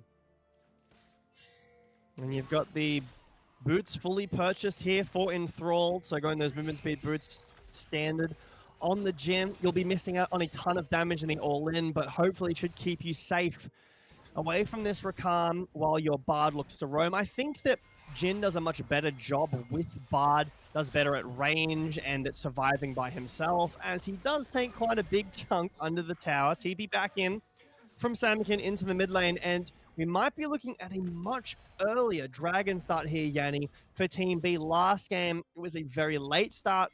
The Grubs were first, and even that was pretty late, but looks like the Dragon being started up right away. And I love this attempt here. Team B using that early strength that they have with Array to make it so Team A does not want to fight here. And you're pushing the pace. You're not allowing this Azir to get to this late game, right? You're not allowing this Jhin to do that. You're sowing the seeds for that. So that way you can just try to soul sweep your way to a victory. A really nice move here by Team B. But as a trade-off, Kisno is going to be able to farm up to 6 without any more speed bumps. So that's where a lot of his impact is going to be felt in this game. I mean, talking about early Drakes, if there's one Drake you want right now, this extra damage from the Infernal Drake, the singular Infernal Drake, will spell some problems for Team A as Ariana's forced to flash, but all out. Yep, let's see if Crimson's going to be able to chase him down. Ariana is inverted right now. He's going to have to try to get back to his side. He drops the Equalizer down, but I don't think you're going to have the spell cast to be able to save you. Just managed to dodge out on a Q. Nice sidestep there as Crimson already used his, but Ariana will fall. Crimson with a solo bolo. Yeah, this Casante champion does a whole lot in that ultimate, and it almost feels like you need to wait it out to even attempt to fight back. Crimson kind of miss on the flash there at the end, but did need to use it to gap close. There's a bit of a roam up here from Munchie. He will hold the wave, and a lane swap coming out here will be maybe predicted. It looks like, yes, Team A will opt for the lane swap as well. So Grub spawning in about 40 seconds or so should be met with a team fight here. Oriana has TP saved it as well after that solo kill to pick up the bot wave that's getting thinned out just a little bit. So the option is there for Oriana to join. Doesn't have the equalizer available yet, and I don't know if he'll have it for the Grubs. I'm really surprised Samikin didn't shockwave 580 when he had the opportunity there a couple moments ago when Mixture was coming through to shield him and try to battle dance his way in. But I elected to keep that one in the back pocket, doing fairly well in the CS department, and I would say does have a firm advantage right now over 5mini, but 5mini is surviving this lane. See what further impact we have in the game as multiple members over on the top side. You mentioned the lane swaps coming through just a few moments ago. These Grubs are up. You've got priority in mid. You've got Kizno on the bottom side jungle. This should be very free over to Team B. And if any moment Samikin wants to rotate up, still does have the shockwave available, but instead opting to take a base. Kizno on the bot side, opting for an invade as well. So it will be a slower start to this game. I understand the choice from Team A. It's not like either team has ridiculous threat with Grubs this game. So giving over 3 is okay, but obviously you're giving over a stack of the monster slaying to Team B. You're allowing an objective over, which, you know, despite aforementioned not highest value, it still is 3 Grubs to 1 team, so that tower pushing, if any of these slaners are left alone in a side lane or even in the mid lane, is the supreme display of talent used. Did not land. But we won't see too much more here as Kizno again just allowed to farm up here fairly even in the CS department for these junglers, but again, has died once, has yet to make an impact on this game yet. It's going to get harder and harder as it goes on because you're going to have to go into this Oriana. You're going to have to go into this Kiana. There's so many things actually on this team composition that make it so hard, right? You got the random feathers that are going to be left on the ground. You've got the Rakan and his ability to, you know, really mess up melee champions because it's real easy to just charm them up. And of course, Oriana, you know, if you're up there dealing with a Rumble, you better be killing them because the Rumble might kill you first. And the next Drake will be the Mountain Drake, spawning in about a minute, so could have a very high roll soul game here with the Hex Tech plus the 2 very strong individual Drakes. I think Cloud Soul as well gets a ton of value this game. Mixer on the Rakan loves that Cloud Soul. Wukong is very much the same, loves a Cloud Soul. Casante, again, the same. These champions love these souls. Also, Hextech Soul is just like arguably one of the best. Generically top good. 2, maybe the best. Yeah, it's really, really good. The AoE slow, the extra damage as well really helps. So I think that you know what you're gonna really gotta watch out for? You gotta really watch out for Cloud Soul Jin. That guy will get He's really fast there in the curtains, behind those curtains. But I mean, to be fair, Jin does like hypothetically, let's say Team B gets this next Drake, it's Cloud Soul, and then Team A gets 4 Cloud Drakes. Jin loves movement speed anyway, so being that fast on a Jin is really valuable. Sure, the Cloud Soul proc itself isn't going to get a whole lot of value, but Protoss is charmed. Charm is there. Protoss is going to get over the wall. He'll fire that Q and get that stun. He'll be able to escape, so that is a engage tool down for this Rakan. When she's ready for the dive here, the wave is a bit thin, but he's waiting. I like this. Kizno is coming out of base, so they're not going to be able to save him, and here comes this wave. Here we come. Kiana in position. Munchie the monster trying to get in there. Supreme display of talent. Lands flush, and it's 2 kills for Kiana. Very well executed dive from Team B. Honestly, it looked easy. Now the second Drake is available as well. Some plate gold over onto this Xayah array is going to be happy about that. And the kills consistently going over the champions that this gold matters, right? 2 kills on the Xayah, 2 kills there, the double kill going over to this Kiana. So Munchie will be happy about that. The Dragon wasn't started up, so opting to take the respawn time, sorry, the recall timers, instead spend up some of that gold, which will give the Drake over to Team A. I wonder if that's maybe a misplay. You've got pushing lanes. Health bars are okay. Maybe Team B's deciding we don't want to risk it. We don't want to lose any of these shutdowns that we've already built up. Instead, we're just going to spend this gold and give over one Drake. It doesn't really mean a whole lot at the end of the day. So the Dragon will go over for free. The Herald will be spawning in 2.5 minutes. TV back into the top from Crimson. And we see some quieter lanes as we check the soul. It is a Hextech soul, so some high roll soul action. Yeah, I'm just really disappointed in Team B there. I mean, the members you killed did not have teleport. So the only one walking down is going to be Kizno or like Phi Mini, right? And if Crimson wants to utilize his TP to secure that, you can be okay with that and say, all right, well, we burned your TP. And now we decide we don't want to fight or anything like that. But it feels like one of those scenarios where you got a lot and you could have pushed for more and elected not to. And sometimes you could get punished for those. Yep, Crimson is going to pull Ariana over. Ariana fails the flash, face plants. His face hits the ground as Crimson gets another solo kill. Well, Mix just following Protoss here, but the Magical Journey will get him to safety. I feel like this lane is going so much better for Crimson this time. The lane swaps aren't putting this Cassandra behind. Shockwave will hit Phi Mini, but just clear out the wave and do a sizable chunk. Oh, Phi Mini serves up Samikin, but tank a tower shot. Now Samikin's got that flash and will finish him off. A solo kill for Samikin. Yeah, it looked like Phi Mini was going to be winning out on that, but tanked just too many tower shots after that Emperor's Divide. But very nice flash play from Samikin to get the solo kill, and this game is bleeding away for Team A. Team B feel much more in control of this game. They've really warmed up into the series. And despite Team A clutching it out at the end, the gold was still close for majority of that first game. This is a really sizable lead that we're seeing in this second game. Yeah, their Team A is in danger of letting this game get out of control, right? This game is already in a bad way right now, but one more fight that goes the way of Team B will break this one wide open and will make it almost insurmountable to get back in this game. I mean, you're seeing multiple shutdowns on multiple members here for Team B. Kiana and Array specifically worth a lot of gold. I mean, Munchie has had such a great game for himself, and eventually Samikin and about 100 more mana is going to be much harder to kill. He's going to get that extra shield on top of him.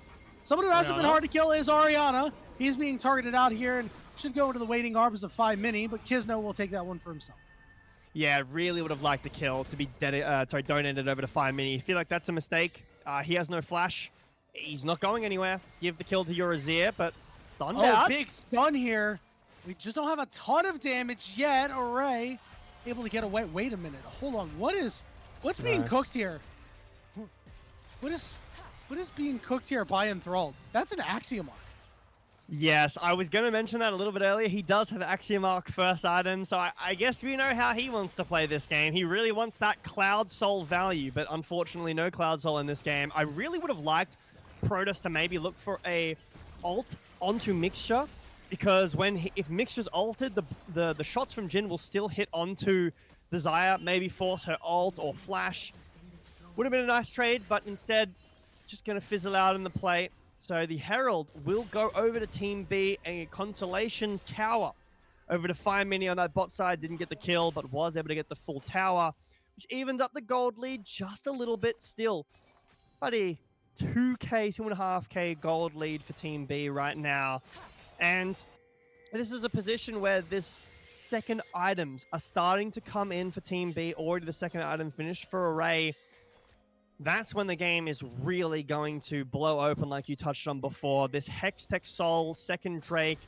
If Team A opt to fight that, flash away and barrier. Supreme display of talent is down. Yeah, and that's you did get everything out of the Jhin though. That is very important with this Dragon coming up in about a minute. And one thing to talk about is that they shortened up the gold deficit a lot in Team A, right? They made it from 4 to 2,000 as now Protoss gets chunked to about half HP.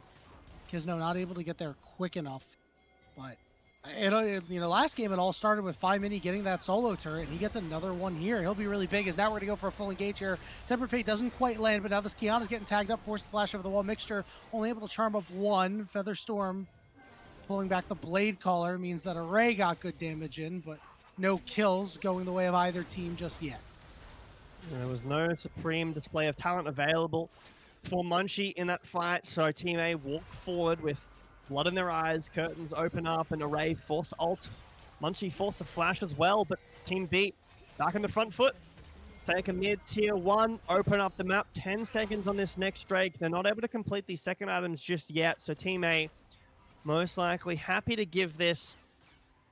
There's a couple of those important ultimates were used: Cyclone on cooldown, Curtain Call on cooldown, Tempered Fate on cooldown as well. Maybe opt to get this top tower on this Azir. Yeah, and remember, Herald. last time around, Herald gets put in the bot lane. Last time around, remember, Dragons are plus 5 minutes for scaling, so like Team A is so fine with that. Now the problem is here, we're putting a lot of pressure in the side lane, but we're not actually able to take out that turret. So you'll get the charge, but you won't get anything more.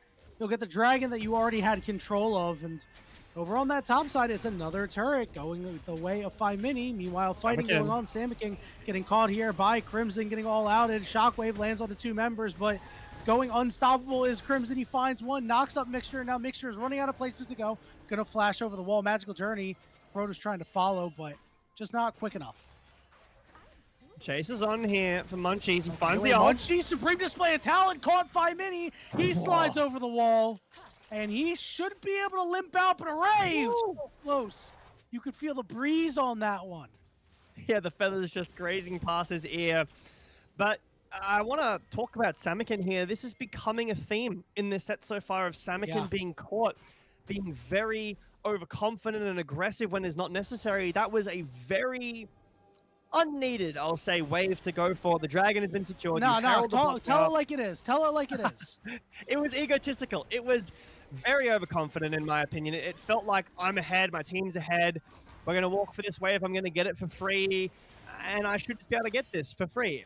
Unfortunately, obviously not the case. Falls down, nearly costs his support's life as well. Really nice answer from Team A on the dragon by getting some towers in the top, but nearly cost them their life. Protoss is caught. He's walking forward, though. Ariana got caught. Mixture can't escape as 5Mini gets his first. That equalizer goes down, but Ariana still has nowhere to go. It's a double kill for 5Mini, and all of a sudden, Jay Beto, this game is starting to turn toward Azir. All right, well, scratch that. It's not just Samakin, it's Team B as a whole being caught on side in these numbers disadvantages that favor Team A. Samakin is in the top lane, your jungler was resetting and is now only in mid, and you're walking in aggressively, getting caught out, taking a fight. I understand feeling in control of the game, you are, but now the gold is basically dead even. You only lead by the Grubs and the Drakes. Getting gold onto Azir is, honestly, if this is a coach pause that says, all right, we need to talk about what's happening, fully happy with this, because it's got to be. This is what lost you game one, right? It was this overstay, these aggressive pushes, and you really need to reel it back. And look at Crimson, right? Look at his items. He's gonna be so hard to kill. Like, When you did have he to get go 3 kills? melee range. Two of these members have to go into melee range. He's gonna slow you forever using the Iceborne Gauntlet. He's got so much magic resistance, so like your Orianna and your Rumble can't cut through him because your Rumble's so far behind. Now it's just a matter of getting one more big armor-based item, and he'll be really hard to kill. Now, 2 seconds until Otacon's up and spawning on the bot side. Critically, Mixture has no flash because of that earlier side lane play onto Samakin. So not having a Rakan without flash, much harder to get some of these fights started and get favorable fights on your terms. I wonder if Team A is going to be ready to try to take advantage of that, or if they want more scaling time to themselves. Well, building on top of that, the equalizer is down, the quickness is down, the flash from Orianna is down, the flash from Munchie is also still down for only a little bit of time, but these are really important tools that Team B do not have access to, right? Jin doesn't care that his flash is down with a comp like this. He's going to sit down, and with his Axiom Arc, he's going to open the curtains, and he's going to lay into you, right? The Azir has ult, has 5 stacks of Dark Seal, again, 5 going into that, has the flash. Kisno, okay, no Cyclone, but realistically, if you want to set up for this Atacon, a full possibility that they open up right now, but I wouldn't be surprised to just see a slowdown of the pace due to Team B lacking of the tools and waiting for this next dragon 2.5 minutes away, waiting second item on this gym. You do obviously have second items for both of these mid laners, so it could be an attempt, but vision being placed now by both teams. Team B, despite lacking of aforementioned tools, seem confident to step up to this Atacon. Yeah, you have to remember, unless Phi Mini and Crimson are there, I mean, Array is still strong. Array's on 2.5 items right now. He's going to be getting these cooldowns. He's going to be cutting through some of this armor. And, you know, Munchie is too, as Protoss is going to take his magical journey. Look at the roof going down. Well played by Array, but look, Mixture having a hard time getting in. He does charm up Phi Mini, but Phi Mini dodges the shockwave. And now it's time to turn it around, especially with this turret out. Here comes the curtain call. Double kill for the Jhin. And you know that's going to be up real soon. Array's got to drop his ultimate down, trying to escape. And he does. He's got a shield up, but he's got to run. Jin's ultimate half cooldown right now, so he's going to have an opportunity to use it if Team B want to contest, but I don't know if there will be one. Kisno is very low, a blinking health bar, but they're going to start up the Otacon anyway. 5 Mini with the recall and the teleport in. Mixture sitting around here. Array has to back. It looks like there will be no contest from Team B. Now the fourth shot from Jhin plus the smite is a very deadly combo when it comes to objectives. I love the look from Mixture, finding the grand entrance on 2 after they come out of the portal, but the Tempered Fate catches Array and he still flashed as well. They overcommit very far forward for just one pick, and then the curtains open. 5 Mini puts up a tower and starts unleashing onto Team B with so much of this damage the Azir can dish out. I think Team B need to be a lot carefuler with taking these fights. When you're walking forward like this, Xayah and Orianna do not like fights like that. Xayah loves when she is stepping backwards and teams are walking into her. At the end of that fight, you saw 5 Mini get caught by the pullback from Array, the Blade Caller, doing a whole lot of damage. We want to see more of that from Team B, where Xayah is allowed to have time to hit this Cassante and then walk back as the Wukong marches forward. But Team B will find a tempo advantage here on top and break open the tier 2 now. Looking for this tier 3. Not sure if they're going to be able to get this, though. No, this Cassante is just an unmovable wall at this point. And you got 5 Mini down here trying to solo out Orianna. Orianna's overheated, but he's going to fall. It's 5 Mini getting his 3rd kill, and the push may continue on the bot side. And this kind of favors Team A, actually. Despite Team B opening up that top lane, getting the tier 2, it's Team A who getting another kill onto this Azir and have now vision and priority around the Dragon Pit. That's going to be started up as Team B spent way too much time in the top lane. The time wasn't great regardless, but maybe if you open that up, force some bases, and then run down to the Drake, it was good, but spent way too much time. Now Team A will even up the Drakes, and the gold is dead even, Yanni. Yeah, and I've really disliked Team B's control or lack thereof of objectives this game. We talked about it earlier. That second dragon of the game really should have been theirs. And, you know, if it was, it causes this entire sequence to play out so much differently. And, you know, they're so far behind now that they're wishing that they had it. Crimson is all alone. It doesn't look like anybody's actually going to be able to get to him, but it's just a matter of what can Team A get on the other side. A 4th member has shown up to try to stop Crimson, and they will. The shutdown goes to Munchie. Yeah, not a bad member to get some gold on. You would obviously prefer the Orianna or this Xayah, but on the other side, you are losing another tower in the mid lane and some waves. 5 Mini is getting a lot of gold, very much for free. Different build this time. No true tank, so going towards the Shadow Flame instead of the Leandries. But 9 stacks of Dark Seal. I wonder if we see an upgrade this game. Maybe a Rylai's as well. Double Book. I'm not exactly sure what that's building into. Could be the Crypt Bloom, something, and you know, a little bit less pan, more healing, some ability haste. Could be Azonya's, yes. Oh yeah, it definitely is Azonya's. I forget that it's double Amp Tome and the Cloak. Yeah, but, double Amp Tome cloth armor.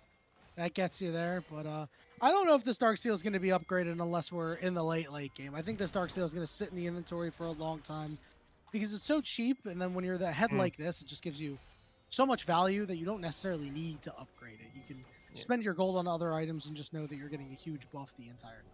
Well, Munchie takes about half of his HP off of leashing the Baron. Teleport Here's a coming TP in from Crimson. Yeah, Tempered Fate, not good. Crimson's Look at Misha, teleport. he's You're behind. gonna have to get something out of this because you're not really doing a whole lot here. 5 men in the mid lane strong for Team A as they're looking for the inside track on the push. This should force Team B to cede the river control. This is a very strong position from Team A. Equalizer will clear the Equalizer. wave out. Right? And you do that just to make sure that turret's still standing. And, Ariana, not very strong at this point in the game. So, are you really going to miss that equalizer on a champion? Unlikely. All right? Doing what he can. 2-0 and 3. Now 3 completed items. You can see he's starting to do more damage here because he's got that Lord Dom's. 5 Mini is on the opposite side here. Kisno starting to come through. As long as this turret stands, Team A will have advantage in this mid It will lane. fall soon. It's about to crumble, is what I was looking for. About to crumble that tower. So you see Team A retreating just a little bit, trying to set up a bit more. Well, hold on. Crimson takes a bit of a chunk there, gets rooted, but we'll be able to walk away. Array doing a whole lot of damage. Would love an Infinity Edge right now, but Team B with priority in mid lane choose to shift up. Samakin may be caught here. Oh, Nice some sidestep out of him. movement. Yeah, so far, I mean, Team B are just fine right now. You got the teleport out of Crimson. He's not full HP. Now we're going to see a curtain call go off just to check out this Baron. Ariana is going to get tagged, so is Array. That is big damage, but look at Rakan coming in. Charms up too. Not able to get Kisno. Kiana Supreme Display. Talon lands a multiple member. Shockwave goes, and the shutdown is there. And here comes the rest of the fight. Crimson. Oh! No, it's 5 Mini. The ultimate knocking multiple members away, but Ariana finally shows up and cleans up the Azir. A double kill for Samakin. And Team B wrestle control back in their favor. That was a really hard fight to win there from Team B. They were chunked down by the curtain call. Mixture goes in with the quickness a little bit too early. There's no follow-up. And then Munchie finds a really nice ult onto 2 combined with the shockwave. 5 Mini desperately tries to find a road there. Shuffles away. It looks pretty, but not ending up getting any kills and will fall down. That's a lot of Barons on the table as well. I believe every single member has the Baron. So 5 with Baron. Back in control for Team B. However, we've seen many times in this series them be in control and lose said control. 30 seconds on this drink would be soul point for either team. Team A do have the option of giving it up if they want, but due to some pathing here, looks like they want to take the fight. Well, if they want to take this, they need to be careful because Team B could just leverage their Baron, right? If they really want to and just say, hey, you guys can have the dragon, we'll go and give ourselves an insurmountable gold lead. Now, they are going to control this dragon area. Shockwave back up. You already have these big cooldowns back up. As 5 Mini got charmed. 5 Mini goes golden, but it's going to take a while for his team to get there. The ultimate doesn't hit him. It missed. The Tempered Fate missed. Samakin gets another kill. We're going to see the immediate blow up of Regardless Supreme Display of Talent. Does a whole lot of damage. There's that equalizer just to slow him up. As you know, Ray wants to get some damage in Magical Journey to get multiple members back to safety. As this turret is not safe, you've got a supered up cannon minion looking to knock it down. And they will be able to do so. A 1-for-1, but Team B still advantaged.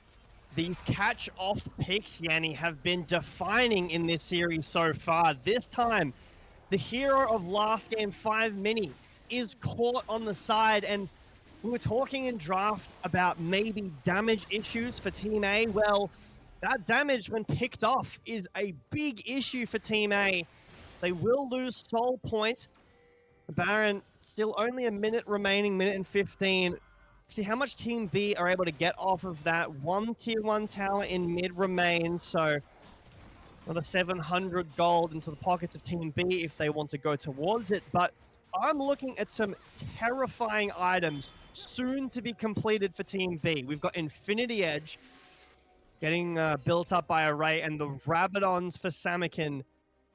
That would be devastating for Team A if these items were to be completed before the next fight. And honestly, there's a ton of time that Team B can just sit and farm, right? Nearly 4 minutes on both the Baron and this Dragon. They spawn pretty close to each other, only about 40 seconds between them. But instead, knock up on the Protoss. He's going to take a lot of damage. He's got a magical journey out, and his tempered fates have left a lot to be desired. This game has not been particularly effective with them. Needs to shape up if he wants to give his team a shot. The siege is on the top side. This Baron siege still relentless as Crimson has become far more killable. Now that multiple items were built on Team B, we have got another pause. I'm assuming this is another tactical timeout here. We'll take a step back here. Find Mini, who was doing so well. It just felt like at that Baron fight, just stepped forward a little too far. Maybe didn't need to make that play. Just saw the opportunity to go and land an Emperor's Divive onto multiple members, but he dies because of it, right? And if he stays alive, maybe they can't do the Baron. I think getting picked off just up a little bit too far in that side lane, not letting the game come to him, has been a big reason why Team B has flipped the script.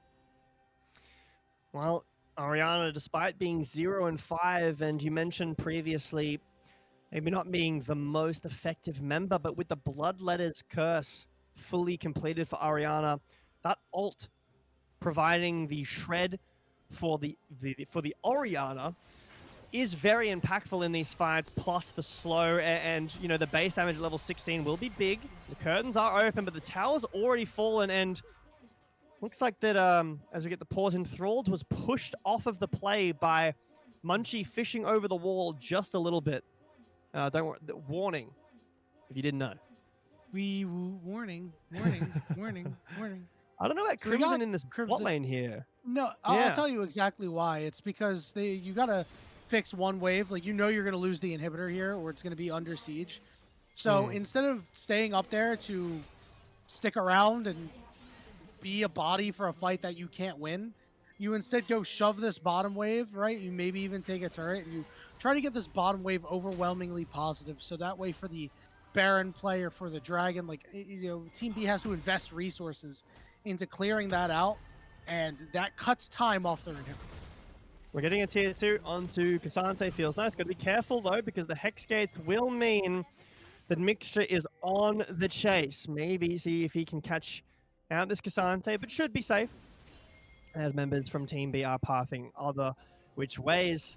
Baron had also just worn off, so genuinely a good stay from Crimson. Opts to give the inhibitor, like you mentioned. Baron was wearing off. There was nothing else that Team B could go for. And honestly, I kind of would have rathered the tier 2 in mid. It's more gold.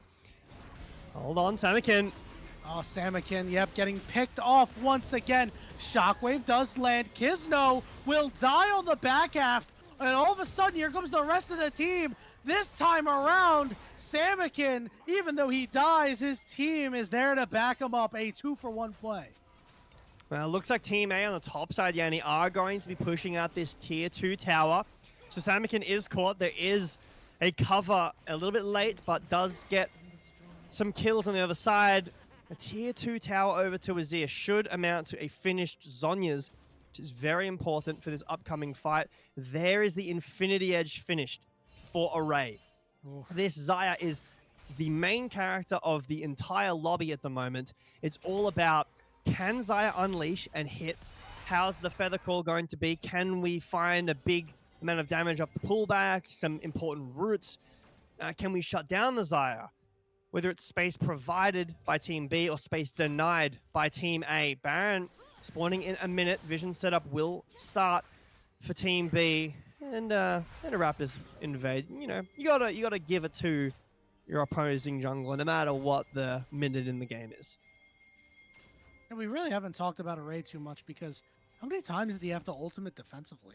Maybe once or twice this entire game. He's been relatively safe this whole time. He's got all of his summoner spells up. I mean, you're right. This guy is the main character right now. And as Team A, you don't have a great way of getting to him. Remember, you don't have any dedicated point and click. There's no Vi. There's no Nautilus. As Kizno is barely able to get the recall off there. Crimson, I think that trying to just big body and clear out some vision here. I think that the member of this game that can take down Array is actually Team B. If they overchase, the feathers aren't valuable. There's no setup. If they flash away from Ariana, I think that if Team B play these fights a little bit awkwardly and too aggressively, Array can be caught off. But Baron spawns, no flash now on Ariana, but there's no tempered fate. The Baron is being started in Team A. Nothing to do with this. Fix their top wave. That's the big problem. Here we go, curtain call coming through. Oh, that looked very close. Oh! The big shot! It's a big shutdown for Enthralled, and this could be a problem for Crimson. Crimson's gonna go all out here on top of Array, but he's getting chased away from Array, as Array will look to run him down along with Mixture. Gizno on the backside. Maybe you want to look for a potential turnaround. GB to the base, maybe? Everybody will pull out Crimson and see if he can have an incredible escape here. I don't think so. I think he's just gonna walk in. He's gonna pull that super wave too. It's gonna take a lot longer to get there. Meanwhile, on the bottom side here, we have other things to talk about as this dragon is up. Is that Cyclone coming through? Samikin getting caught on it, but Samikin will be fine because Mixture is there. The shockwave will proc the GA. 5 Mini couldn't get his ultimate down, but there's that reduced cooldown. Samikin not able to escape. Now Mixture is stuck in the back of the pit, and Gizno says, I'll clean you up real nice. And we will go to Dragon number 7. Oh, Yanni, this game is on a knife's edge at 35 minutes. The Baron was secured by Team B and taken away by Team A as those super minions in the top lane start to break open the base, but some juggling of defending from Team A as well will keep those towers alive. Team B got the Baron, but the fight was so awkward. They weren't able to base. They weren't able to go for the end, and they weren't able to get the Dragon, as it is now, like you mentioned, 3 apiece for both of these teams. And this is getting into the stage now where gold is becoming irrelevant. 6 items on this Xayah, no deaths. The Axiom Arc coming into some actual great value, being able to ult twice in that one fight. Now, very close to finishing up the rapid fire cannon. I'm waiting on which mid laner will get the Rabadons first, as it was actually the Zhonya's and the Void Staff picked up for Samikin instead of that Rabadons. Whether Fire Mini wants to go towards that or not, have to see. Mixture dashes away. Well, look at Array. Protoss is chunked out very low. Jay Beto, this has been a fantastic series so far in the Sato Combine. Perhaps the closest of them all. Both of these games have been incredibly close. These teams are so evenly matched, and no surprise, it's the best and brightest of, tier 2 and tier 3, right? Ariana is a really good collegiate player, and while he struggled in this game, his first game was very solid. Samikin, one of the members that are considered potentially up next. Here comes a curtain call coming down. Samikin just able to escape that tempered fate. Ray's been good for a long time. Mixture is an up-and-coming young player. 5 Mini, same thing. Crimson, we talked about them earlier, both on the other side. Up-and-comers. Even Gizno, who essentially speed ran tier 3 within his first year of competitive play, got into tier 2 a couple of years ago. He's just been so good. I mean, when you have all this talent, stuff like this is bound to happen. Now, Gizno, I think there might have been a little bit of a caster curse there, as he gets picked off very randomly. I'll highlight Team A. What I think they did really well there is, hold on, flashed away from Enthralled. Yeah. Yep, this is really, really bad for Team A now. Team B, all the control. Yeah, what I was going to hopefully talk about was the fact that Team A, in my opinion, did a really good job of dissuading that Baron. They have Gizno wrap around near the Raptors pit to threaten a dive. He's on vision, kind of on and off the whole time. They invest the curtain call, they invest the tempered fate, and it pushes the Baron off until it's finished. Now Gizno gets taken, and the siege is back on. Here's this curtain call. Mixture taking some damage to those Array, but they rolled a red carpet out of the Jhin. Enthralled is so low. Here's that shockwave on the 2. Blown up. That is huge. And it's only one on the shockwave. Gizno had still on his respawn timer. 2 minutes nearly, around about a minute and a half on both the Baron and Sol for either team who gets it. This next Drake will be the last elemental Drake of the game. And at nearly 40 minutes, I find it hard to imagine we're going to an Elder at all, but these teams have been so closely matched. Full build now for this Jhin. These ADCs are both incredibly strong. Array still deathless in this game as Team B start to set up their control around this Drake and transition into a bit of mid-prio as well. Couple of things to note. Samikin and 5 Mini both missing full items. Samikin just has a small advantage in the item department. Munchie's already finished all of his items, right? Kisno, he's going to need a little bit more to try to get there. His GA is going to come up. That is going to make a very large impact, but this is the ultimate villainous choice right here. Do you go for the Baron or do you go for that Dragon? Do you go and get the soul? Do you trade that permanent power for temporary power and try to end the game with it? Well, let's see. Does Fire Mini have Rabadons on this base? If he does, a fight for Team A would be very much Needs approved. something. He does have the Rabadons. Here's an engage. Okay, here we go. Curtain call coming out. Array is going to have to get some sidestepping in. Second He's shot misses. duking. Third shot misses. Fourth shot does land. Fire Mini tries to get close, but the root is there. Here we go. Charm out. Big knockups. A couple members going golden. Array is able to free hit, but he's hitting the clone. Now we've got a lot of damage coming down to Samikin. He's gone golden, but Fire Mini and this Jin are untouched. Supreme Display Talent only lands on a one, but Fire Mini sliding in, and the shot goes down. Array's going to use his ult. He gets one out, but he still falls. Orianna, the last one standing. Well, Soul is available here for Team A if they want to go towards it. Baron as well, but they might They're be gonna end. trying for an end. Ariana still full health, no ultimate He's got no available. He's going to have to He's got no sacrifice flash himself to the either. wave. He's gotta just try to stay alive long enough to be able to use an equalizer on the wave. This equalizer is coming up soon. This inhibitor is gonna fall, but if Ariana dies here, this game is completely over. He's getting tagged, dodges out of the roof, but he's gotta do something. Now he's gonna try to pull the minions here for this turret. It just takes too much damage. Jin just has everything. Here comes Mixture, charming too, but he can't get to the Jin, finally does, but Ariana can't get close. His Nexus is exposed. Doesn't matter that the equalizer's dropped down. Doesn't matter that the Jin burns alive. Doesn't matter that you can go golden. You can't stop them from finishing the game. Team A gets another. And Fire Mini again saves the game with some really excellent play on the Azir. First, let's touch on the fourth shot. Crucially hits onto Array, which allows the slow from that fourth shot. So Azir walks forward, chunks Array down to about half HP, makes the fight so much harder for Array to play. And the fight is very chaotic. The Cyclone does a whole lot, the Tempered Fate as well. Buys some time, but Fire Mini on this Azir, combined with Enthralled on the Jin, doing so much damage, and Array nearly saves it at the end with a really nice Blade Caller. But Team B getting caught off. Some egotistical plays, maybe just some lack of communication. I don't want to call it too aggressively and say that it is something when it's maybe not. I think the Team A really need to work on some of these mid-game fights. Both of these games have been late kind of capitalizations off of very small mistakes. So honestly, props to being able to find those mistakes and punish them. But it does feel bad to be in a position like you're in and have to rely on these desperation catches from Team A. Yeah, I mean, you got to remember, Ariana was down in the dirt this game. You were really, really strong on this Rumble, and you were really strong on the, on this Cassante, and really strong on this Azir. And the game went into a state like this where it really required some heroics to be done, and it really should have never gotten to that point. You know, commendable over the side of Team B for keeping themselves in that game and really tilting it back in their favor. But again, it's just Samikin getting picked off a couple of times, a couple of missed positions there.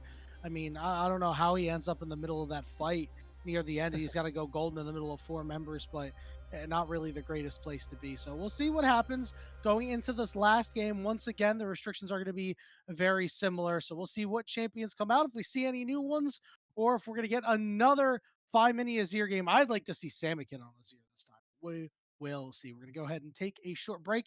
And when we return, it'll be the final game of tonight's block between these two teams. We'll see you soon.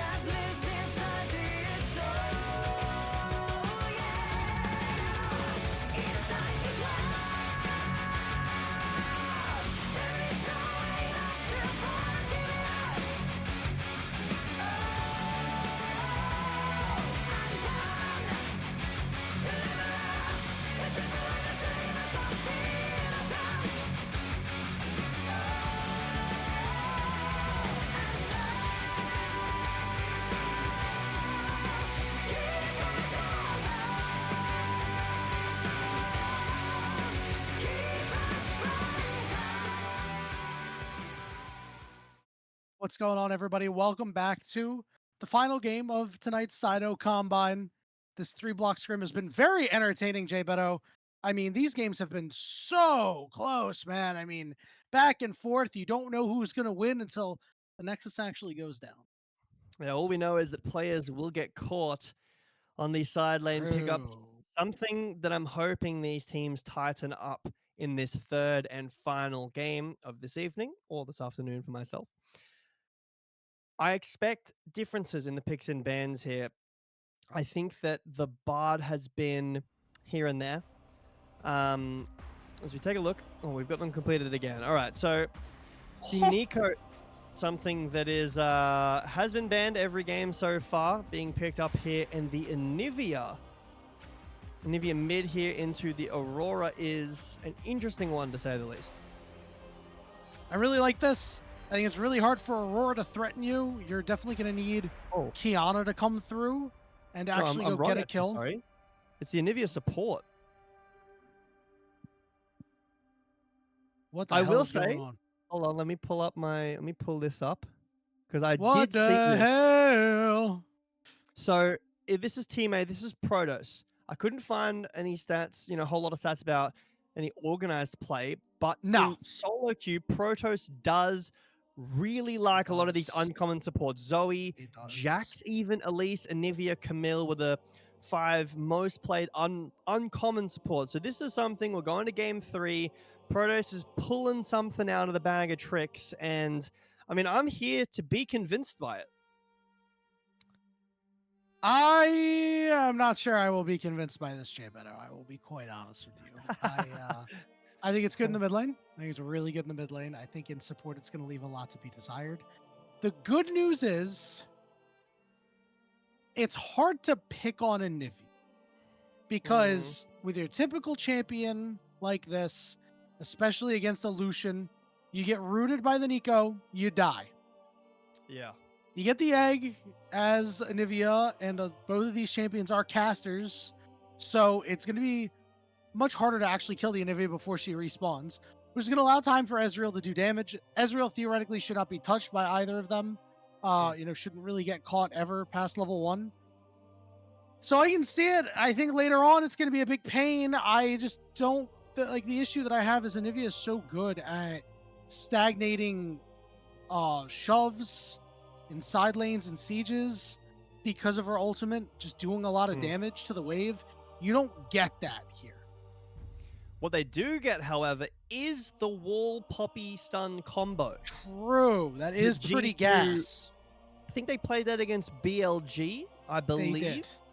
And obviously that was an Anivia mid. So this is an Anivia support, which will provide a lot of wave clear, like you mentioned, but it will very heavily fall off. And the egg, one of those things where it's not that necessary, not that valuable on support, right? You've got not a whole lot of vision contests. You've got a very low level of CC. You have some area control with the slow, the stun, the wall, and there can be value, but I think that it's a high execution support pick. On the other side, however, the Nico is a lot easier to pilot. There's been a lot of discussion on Twitter recently about whether this Nico champion needs another rework or some small ones, right? Whether should we allow her to change into a cannon and tank 10 tower shots? Should we allow her to flash during the ult wind-up while she's invisible? That's not for us to say, but she's in a very strong position nonetheless. The cannon one I'm on board with. The flash one, I'm not sure I like nearly as much. I still think that Galio should be able to flash during his taunt. I think the champion would be a lot stronger. I know you were able to do that back in the day. I always thought it was fine. But, I know that not everybody shares that opinion. As Protoss and company show up to the bot side sweep, this out get pinged out by a Ray, which does mean there will be an opportunity for Team B to go secure vision of their own. As they walk in here to this blue buff, really nice Q over the wall. He'll know that hit as well due to the lower cooldown of that Q. But yeah, the Nico, one of the biggest things that I saw being spoken about was that a lot of these mechanics are actually okay when the champion's in mid lane, changing into a minion, to deny some of the item and rune procs that APA brought up. The fact that you can do a bit ago is really cool and is actually quite fun to do in the mid lane. Yeah. Obviously, being able to flash mid ult works a whole lot for the mid when that's kind of what your character does. You know, when you're paired up against, you know, say in this game, an Aurora or an Orianna that can provide so much more as a champion. Nico's just kind of this assassin one-shot shotgun champion, but from support, that's perfect. She can really assist in the dive with turning into a cannon minion. She can really roam, being invisible and disguised as other people and provide safety for your team. And push out here for B. Yeah, the big problem here is you just, you know, you do so much, you're so oppressive down here. I mean, you know, the heal did get burnt, yes, but just the Q, you know, it hits you once, it's probably going to hit you a second time. Might not hit you the third. See if the Tangle Barbers are going to come out here shortly. Protoss looking to maybe land a stun down. He did rank up his E. He's going to be the one who gets rooted here. Good stun back onto Array means that barrier is going to be burnt. Now Array's in trouble. Gets into the bush, but it was warded. And Nice a flash for the bush and a double kill. Picked up by Enthralled. Well done in the 2-for-1. A very nice stun from Protoss after he's caught himself by the Tangle Barbs. Finds the summon to Array, and yes, there were a lot of summoner spells burnt. The heal and barrier on Enthralled in the earlier scuffle, and then the flashes, the other barrier for Array. But the crucial part about this whole interaction is Ezreal doesn't really rely on Flash a whole lot due to just how mobile he can be. Yes, Lucian, not the worst without Flash either. Does obviously have the dash, but the fact that Ezreal can go over walls is so valuable, over quite big walls as well. Lucian can go over smaller ones as well, but very nice all-in double kill on Enthralled. Last game, it was Array on this Xayah picking up the double kill. Now it's Enthralled on this Ezreal. What can he do with this lead? Looking to have a pretty solid game for himself. You know, things have gone very well for his side so far. See if he can keep it up. He has struggled at times, but this game is looking to be his to take over. Well, speaking of taking over, we'll see if 5 Mini is able to do so here. He had that really great Azir game in game 1, a okay Azir game in game 2, made a couple of mistakes, but had a couple of nice plays. This time around on the Orianna, gonna be tasked with tying the room together with these shockwaves. And finally, we aren't seeing a true tank in this game at all. I mean, Poppy can build some defensive items, but in the top lane specifically, as Orianna goes very low, pops a biscuit, but Kisno's here.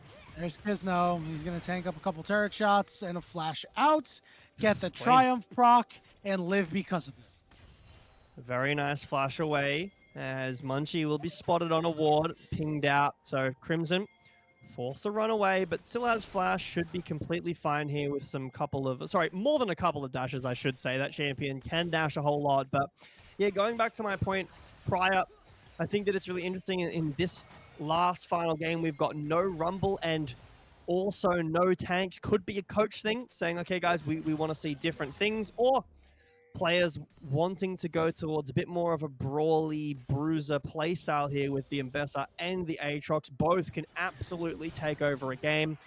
The Mbessa finding these isolated backline dives, and the Aatrox buying so much time with his healing and being a real threat throughout the mid game. The Sundered Sky, so strong on this champion. It's Aatrox and healing items have been a problem of history and continue to be so.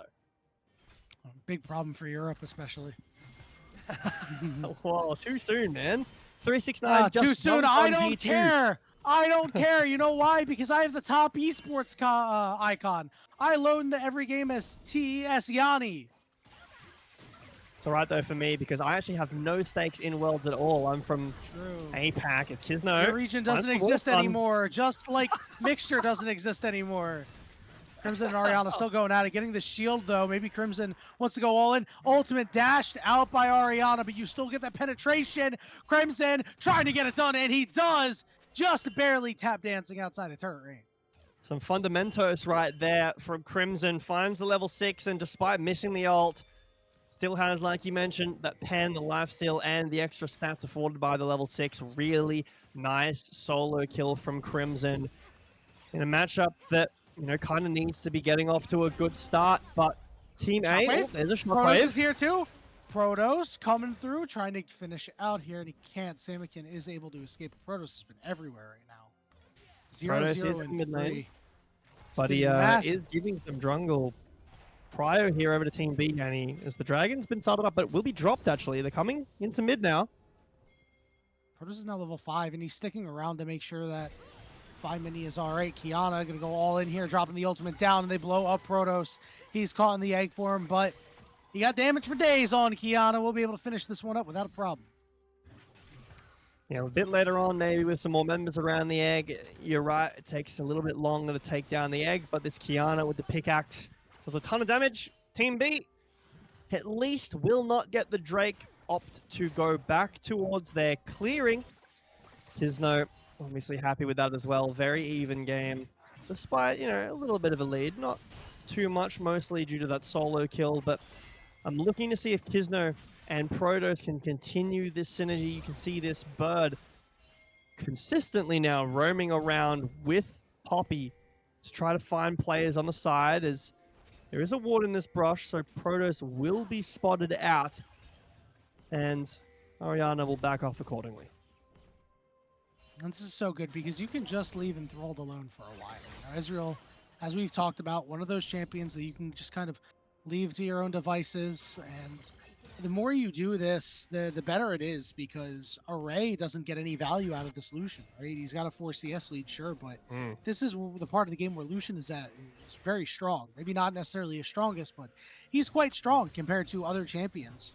And by just playing away from him or playing very safe into him, as long as you're not giving over those kills, his effectiveness wanes.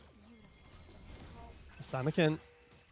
Could Maybe be in caught trouble here. here. Protos is coming through. That wall is perfect. He's going to flash away, get shockwaved in, but a good buffer on his E to stay away.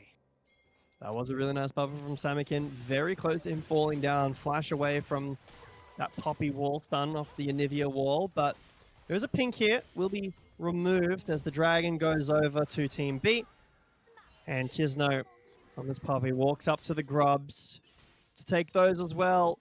This is the first real time we've seen like a proper, at the same time, trade the grubs and the Dragon. And despite some looks onto the mid lane, and it does read 5-2, the game is still a bit slow, as the series has been explosive. There have been a lot of fights, a lot of scrapping. Kisno maybe walks in here, but looks like Munchie's going to be able to smite away that red buff and walk away for free. Munching up his jungle. He's going to get to go back and clear his bottom quadrant. You know, this is very good for Munchie. Munchie has quietly had a really strong series, in my opinion. I think he's actually done quite well for his side, has made some winning plays at times. And you know, while nothing has been perfect, I've just generally been very impressed with him throughout this entire combine. Every time I've seen him, he has really made an impact in these games. I mean, the Kiana last game was quite good. It's just unfortunate that due to some later on throws, we don't really get to talk about it a whole lot, because the Kiana does end up falling off in terms of team fight impact. You really have to find perfect fights on Kiana to have, you know, highlight reel plays. It's not something like a Poppy that we're seeing on the other side, or the Wukong that we've been seeing consistently in this series so far. It's a lot easier to find value on a champion like that and call out, wow, great shockwave. But for Munchie, sometimes a great ult isn't enough. But in mid here, That's a lot of Kianas. that is a lot of Kianas. Samakin stepping up here. 5 mini is a level down right now, but Kisno is on the way. And now there's a real Kiana showing up, and they're trying to make a play out of 5 mini. Supreme display of talent. He flashed, but up against the wall. But Kisno keeps Kiana away for the moment. Now Munchie's desperately trying to escape, but the wall is put down. You go back to Protos, but you die to Protos all the same. True Shot Barrage came in for a little bit of extra damage. That might make all the difference. Samakin's going to hop over the wall, but Kisno in hot pursuit with a shockwave around him finds the kill. I want to say really nice flash away from Fire Mini there. The Supreme Display of Talent does clip him against the wall, but because he's too far away, Team B is not able to collapse and chase that kill out. Great wall from Protos to deny access as public execution. He's in. Yep, trying to take out Oriana. The turret's going to heat up a little bit, but he might have a second chance to go back in. And Proto's still looking to disrupt Mixture quite a bit here. Make sure to put the root down, but he got walled in! Protoss is going crazy on this Anivia. Well, Hang they're on, just we're out. under. Rihanna think just clearing out that wave. Yeah, there was junglers hovering on the side, as you can see now. Munchie will de-ward out, and Kisno is walking away. But so far, Protoss has looked really comfortable on this Anivia. What So is he being able to building? pull out some kind of pocket pick right there. Is that Deadman's the plate? yeah Deadman, Deadman's plate with the roaming boots Anivia? This is a defining playstyle right now. Huh? Not going for like a poke Lux style, you know, even trying to match the Nico on the damage. He's just fully going, I'm going to roam around the map. I'm going to run around with Poppy, with Kisno as Pop Blossom. Pop Blossom! The sneaky move by Mixture. Not even we knew about it. And 5 Mini goes down, a shutdown for Samakin. I can't count past 6 either, guys. It's okay. But a really nice catch from Mixture. It's a kill onto 5 Mini. I got you beat. I can only count to 4. I can only count to 4. No, That's an old reference. it is. Dragon. I'm old. I'm 30. Away. Whoa, I'm over here. It's my I'm birthday ancient. today, actually. I'm 24 today. So I'm really? catching up slowly. Congratulations. Happy birthday. Hope you've Thank you. I enjoyed put a lot your of work birthday into so far. aging. Yeah, well, I woke Hey, up hey, hey, at hey, 9 a.m. listen, for a listen, cast. Not to That's not my to get birthday. super serious. Not to get super serious here, but you know, there have been, you know, not everybody has made it that far. So True. we gotta celebrate with people who have. What time is it over where you're at? It's 2 p.m. We're about to be 2 p.m. as we Oh, get a pause. You So I got- guess we can have a Whoa! Illegal pause. mid-fight, man. Someone pull up a ref. But yeah, was it started What are you at gonna do? 11 a.m. for me? Let's gonna step have- away. Let's step away for the game. What do you got planned? There's a nice pizza place not too far. I'm gonna have some dinner with my family and then go and see my Nice. partner, who's she's about an hour drive away. So got to cast first. You know, that's the most important. Oh my Oh! god! Oh, hold on. Record scratch. Yep. Will That's me. find the flash away? Find out next time on Dragon Ball Z. Bow, wow, wow, wow, wow, wow, wow, wow. Oh my god! This is an At least I think action that's how the pause. intro went. I think that's how You the know what? outro There's went. quite I a can't lot really of them remember. because of the. Oh, hold on! Here it comes. Ah, he's dead. He's dead. We knew he. That was so anticlimactic. Oh, come on. We knew it. You know, it was over. We did Well. hit stop time, and he knew he was cooked. Who else might Cool. be cooked? Munchie. Munchie's just dead. You know. LS It did happens. say. LS did say that Go on. Anivia's base damages are so high, and that's why she's a good support. And LS you know what? believer. And you know what? I agree at this point in time. That is not the real Kiana. That is a Nico. Nice dodge there on the Tangle Barbs. But I mean, there's no world where well, never mind. I mean, you see what Poppy's got in the inventory. Never mind. That's a Spear of Shojin. This is a very aggressive third game. I'm not surprised the these hell third is games going in, on? in Combine have been a bit chaotic, but Mixture going for a dive. Pop Blossom. Let the kids have fun. That Pop Blossom does not land because your flash wasn't up, and now Crimson can turn around on taking some damage, stuck under the turret. He will remain alive for now. A very large lead, even after that turret's going down about 4,000 gold over on the side of Team A. Everybody is having a good game. Hey, we're going to have a good one too, you know. We've got to have some fun here on the cast, but Shusha Barrage will... Oh no, it's a Trailblazer. I'm so silly. We're so silly. Oh, right, okay. But that still makes movement so much speed. more sense. Still a lot of movement speed coming out of this Anivia. I still think it's a very interesting idea. You know, you highlighted the LS point, the base damages are really high, so Protoss not opting to go towards any kind of scaling in the slightest. Just roaming around the map. I'm going to wall people. I'm going to find these stuns. I'm going to help with the wave clear or the slow when necessary. Mhm. But you've always got to be worried about Mixture on this Nico, finding these snappy engages. I've already seen 5 Mini caught by the invisibility, or sorry, the minion change, I should say, of said Nico. But Herald has spawned, and Kisno will start it up, spotted on the Scuttle Crab. So it'll be Gnome going for a dive here on the bot side. Yeah, well, Whoa. Crimson is there to deal a lot of damage to Munchie. There's that public execution as well onto Array. Kiana gets caught here. Array with the culling. Array is stepping up for almost no damn good reason. Now he's going to try to turn on the Crimson. Ezreal getting ready to go over the wall. Flash is over. We'll finish off Array with auto attacks. And now Samikin tried to hop away. He's got a flash. And that will be that. It'll be a 2-for-1 overall for Team A. Yeah, such a win here as no towers were taken. The Herald was also secured by Team A. Kisner kind of bullying at Ariana with that Spear of Shojin. He's got a Sheen, too. Iceborne. Yeah, he's going damage. He hurts. Big Yeah, shot. Oh, there's a Pop Blossom. It lands on the 2 members here. Protoss is still well alive, though, and the wall is actually going to cut off his team. Nice attempt. A lot of fighting as the series has been indicative of these players like to warm up into the game a little bit and then just send it as soon as they see another member. But 2 Drakes apiece. The next dragon is 2.5 minutes away, and it is Cloud Soul this game, which champions like Mbessa, Kiana, Lucian, Nico, Aatrox. It's a good Cloud Soul game. Cloud Soul, very underrated. I'd say one of the strongest souls in the game if you can get a comp that likes it. But despite the 2 Drakes, 1 apiece, the gold has ballooned quite a lot for Team A here. Shifting away a little bit, as I hope we won't have a fight coming up. What champions are you? Oh wait, oh, okay. What champions are you surprised that we haven't seen today? You know, because remember we have these pitched champion pools. Yeah. Hold on, we're getting shoved up against a wall here. Samikin taking half HP, but there might be a turnaround here. Array thought about dashing over, but elects not to, as the shove is in for Team A. They have the inside track right now. Pushing down this tier 2. Colin comes out to try to clear out a little bit of the wave. I don't think Team A should be able to break this. There's a lot of wave clear on the side of Team B. Ariana finds You a have the Herald in W, the back but pocket if you want they it. do. That would be maybe an overinvest. I've still got a minute and a half left on this trade. But to answer your question, Now we're done.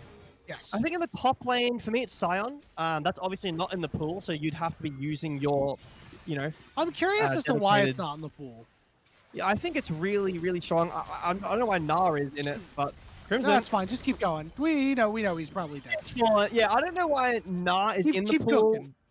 when Sion's not. I personally think that there's a lot of Sion being played now. Even Rek'Sai would be nice to see in this pool as well. But for me, it's the jungle, right? We've only seen Wukong, Kiana, and Trundle. Like, no Zin's out, no Jarvan. Array's caught. Okay, Array. Yeah, he just doesn't have the damage at this point of the game, and that's what happens. You stay from there. You know what? I'm gonna say something. I like Array. I met Array at LTA Finals. Great guy. Casted him for a while.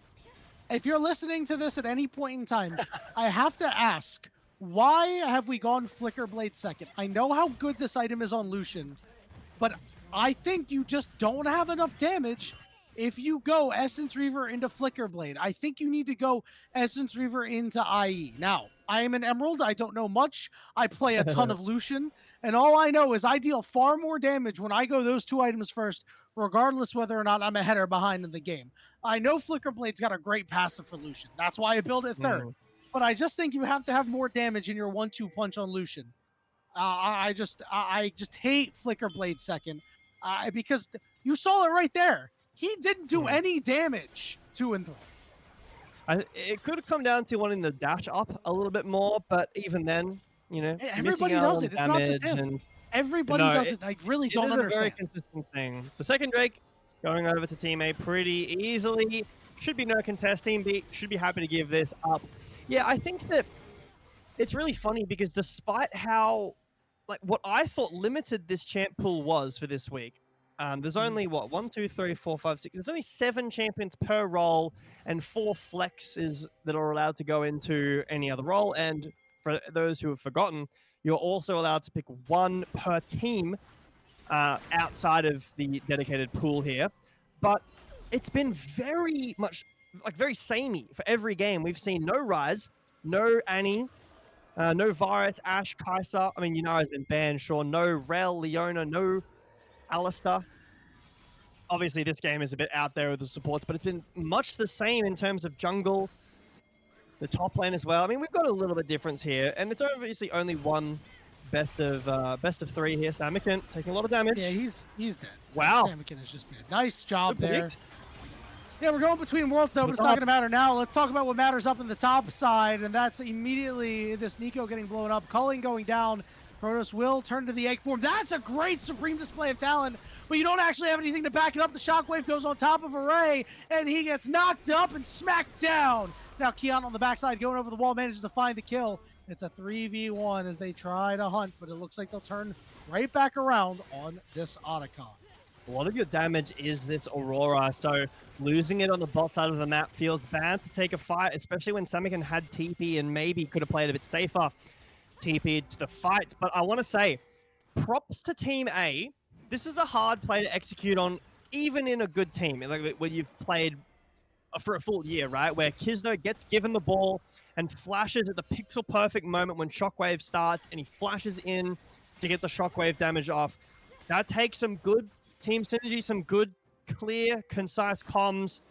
So good on those players for executing that play. Can be a miss. I've seen pro players do that even recently, mess up that play, but Team A look firmly in control of this game.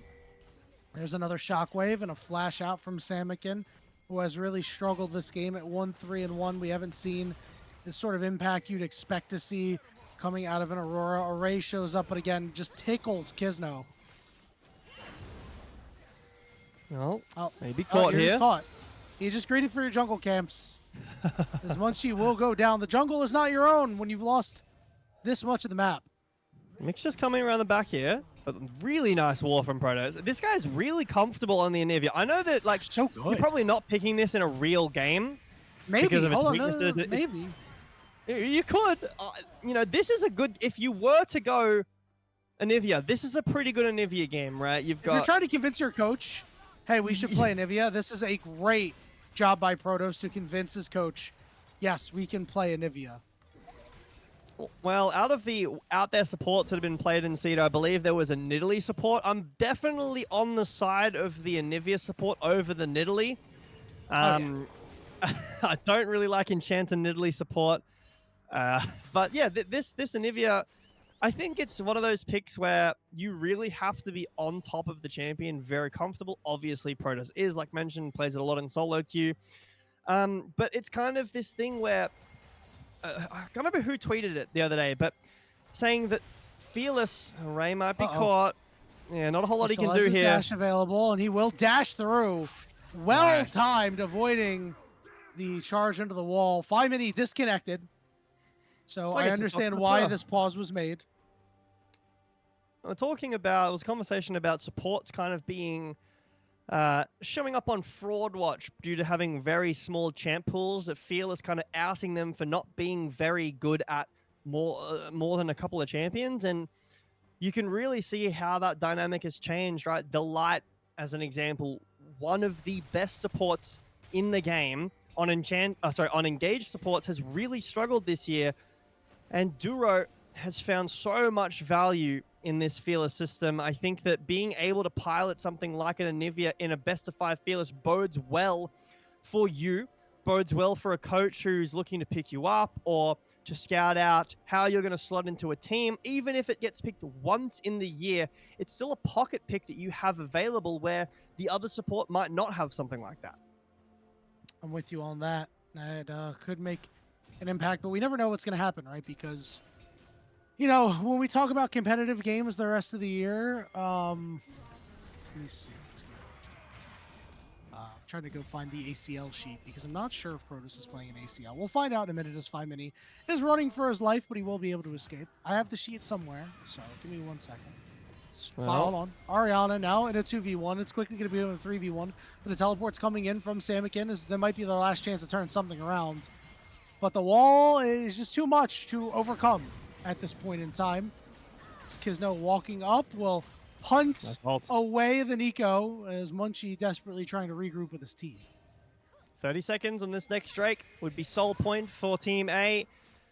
So something that both teams in their eyes, and Team B desperately needs some answers back into this game. Nearly 7,000 gold behind TP on Crimson, so he's able to join the fight as Kisno sweeps out a whole lot of this deep vision.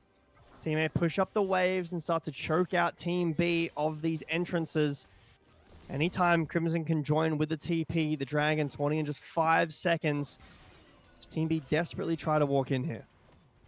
So Protoss is going to play with AMI and ACL, which is a big tier 3 tournament, especially during the fall, where we get a lot of the really good NACL players participating. So who knows? Maybe Yeah. Coach Pocus is going to have to allow him to pick the Anivia in one of these fearless Awesome. series. Make sure going to go forward, catch a couple of members. Healthport coming through. There's the Supreme Display top of the Healthport's getting a little big shockwave coming through for Phi Mini. He's got a double kill for himself. Samikin will not survive on a sliver as Protoss will respawn and take him out. It's a triple kill for Phi Mini. You know he wants to steal the quadra kill. They're just going to run down Array. Array will survive, but it is an overwhelming fight win for Team A. We knew it was just a matter of time. Yeah, Team B feel like they need to walk in there. Soul points on the precipice of being taken. Enthralled, however, this is a thing about Ezreal. When Mixture is looking for these very telegraphed engages, Enthralled's able to shift away, doesn't even lose a single bit of HP, saves both summoner spells through the entire fight. And Phi Mini with this Roa and Seraph's build, very, very tanky. So even though the engage hits him, I think it was him as well, caught by the Supreme Display of Talent, still lives and is able to dish out enough damage on the other side. Soul point now for Team A.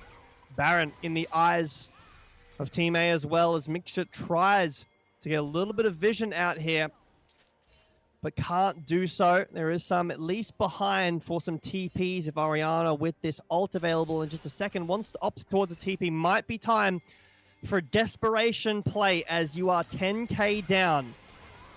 Crimson walks in, but Protoss is here, puts the wall down, and that means you cannot escape from Crimson. It's a double kill. Now they're going to try to turn all the way onto Protoss. Ariana's here, calling going down by Array, but he's going to be forced away by this Ezreal, stunned up against the wall. Crimson, is he going to be able to claim a third kill? He will. It's an unofficial triple kill. It is an ace, and the shove in from Phi Mini, as he wants this game to be over. He's got better things that he has. Yeah, he wants to go to bed, maybe have a quick late night snack. It might not be over on this specific wave, but it may as well be over. The fight was a good attempt from Team B, but Team A, the wallets are just kind of too heavy over in the mid lane as well. Kizno and Phi Mini killed out Samikin in the mid lane. The Aurora has been consistently denied access to these fights, whether it was the up against the Ambessa, earlier, denying the TP, or in this fight now, being pushed out of mid. I haven't really seen a whole lot of value from this Aurora. This is a one of the flex picks that you're allowed to go towards in this game. Baron on 5 members of Team A now. Still 3 minutes left until Soul for Team A. The game might not even go that long. No, I really don't think it will. There's always a chance it does, but with the Baron, I mean, it's just time to set up for an angle push and then start to clip farm. You know, we're in the clip farming phase of the game. You're up, what, 14k gold? I mean, I want to see Phi Mini hit a huge shockwave so I can say the line. I don't care if it's not an original line and you know what the line is. I think everybody knows what the line is, but we'll have to see how many the shockwave can find. I'm trusting you, Phi Mini. There's the public execution. Public execution. Oh my goodness, Munchie. That was very public.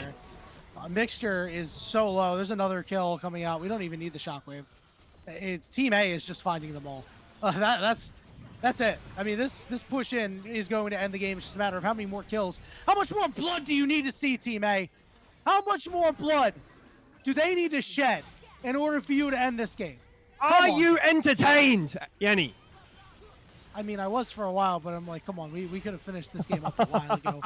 Almost 29 minutes. They're having fun with it. You know, the last game of the night, as has been mentioned, is a bit of a lulzy one, we'll call it at times. But a lot of lulls to be had if you're on Team A, and if you're on Team B, nothing but brutality that you had to deal with. That's it.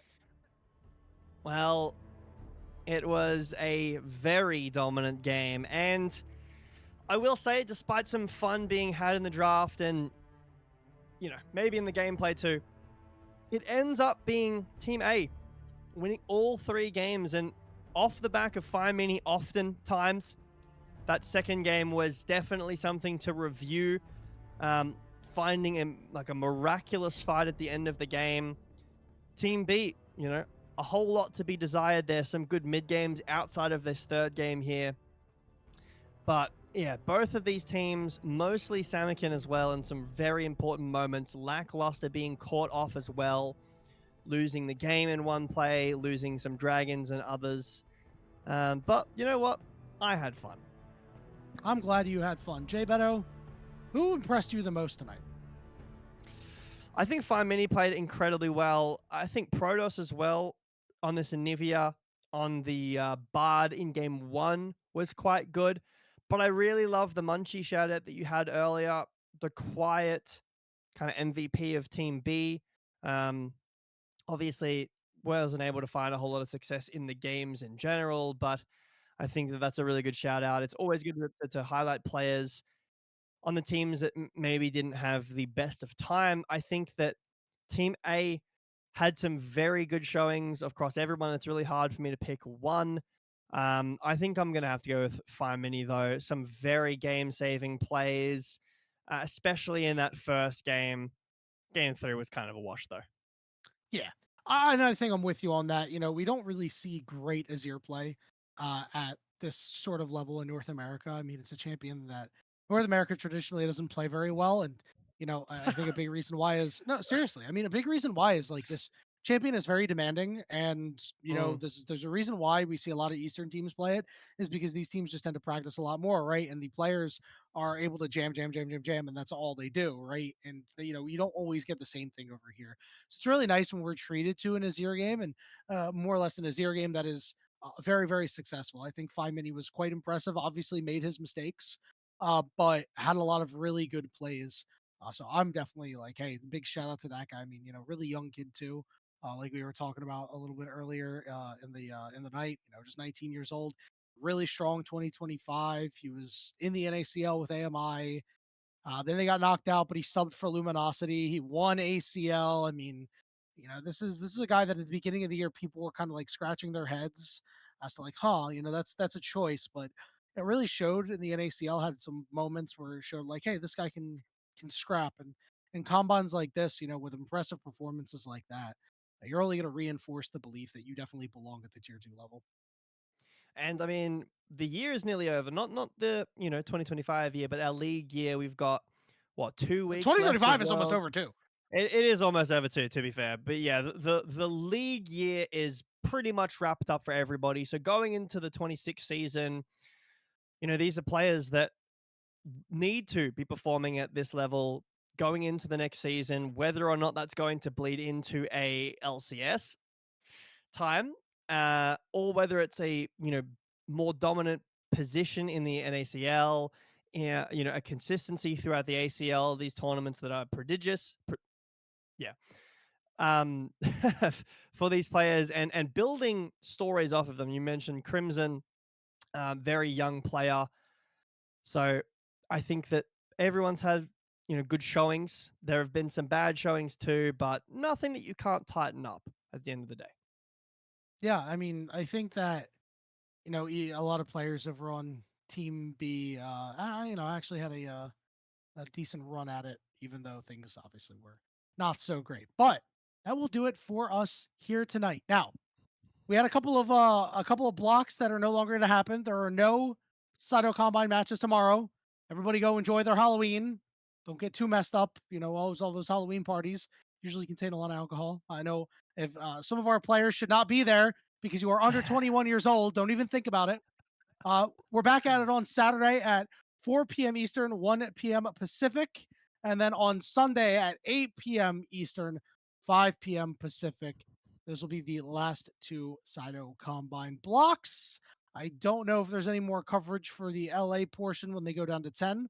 I have my doubts that there would be, but if there is, that would be cool. At any rate, for myself, for Jay Beto, for Cicerus Behind the Glass, and for the entire Cyto Combine production family, we want to thank you all so much for being here with us tonight. And we hope to see you on Saturday for some more Cyto Combine action.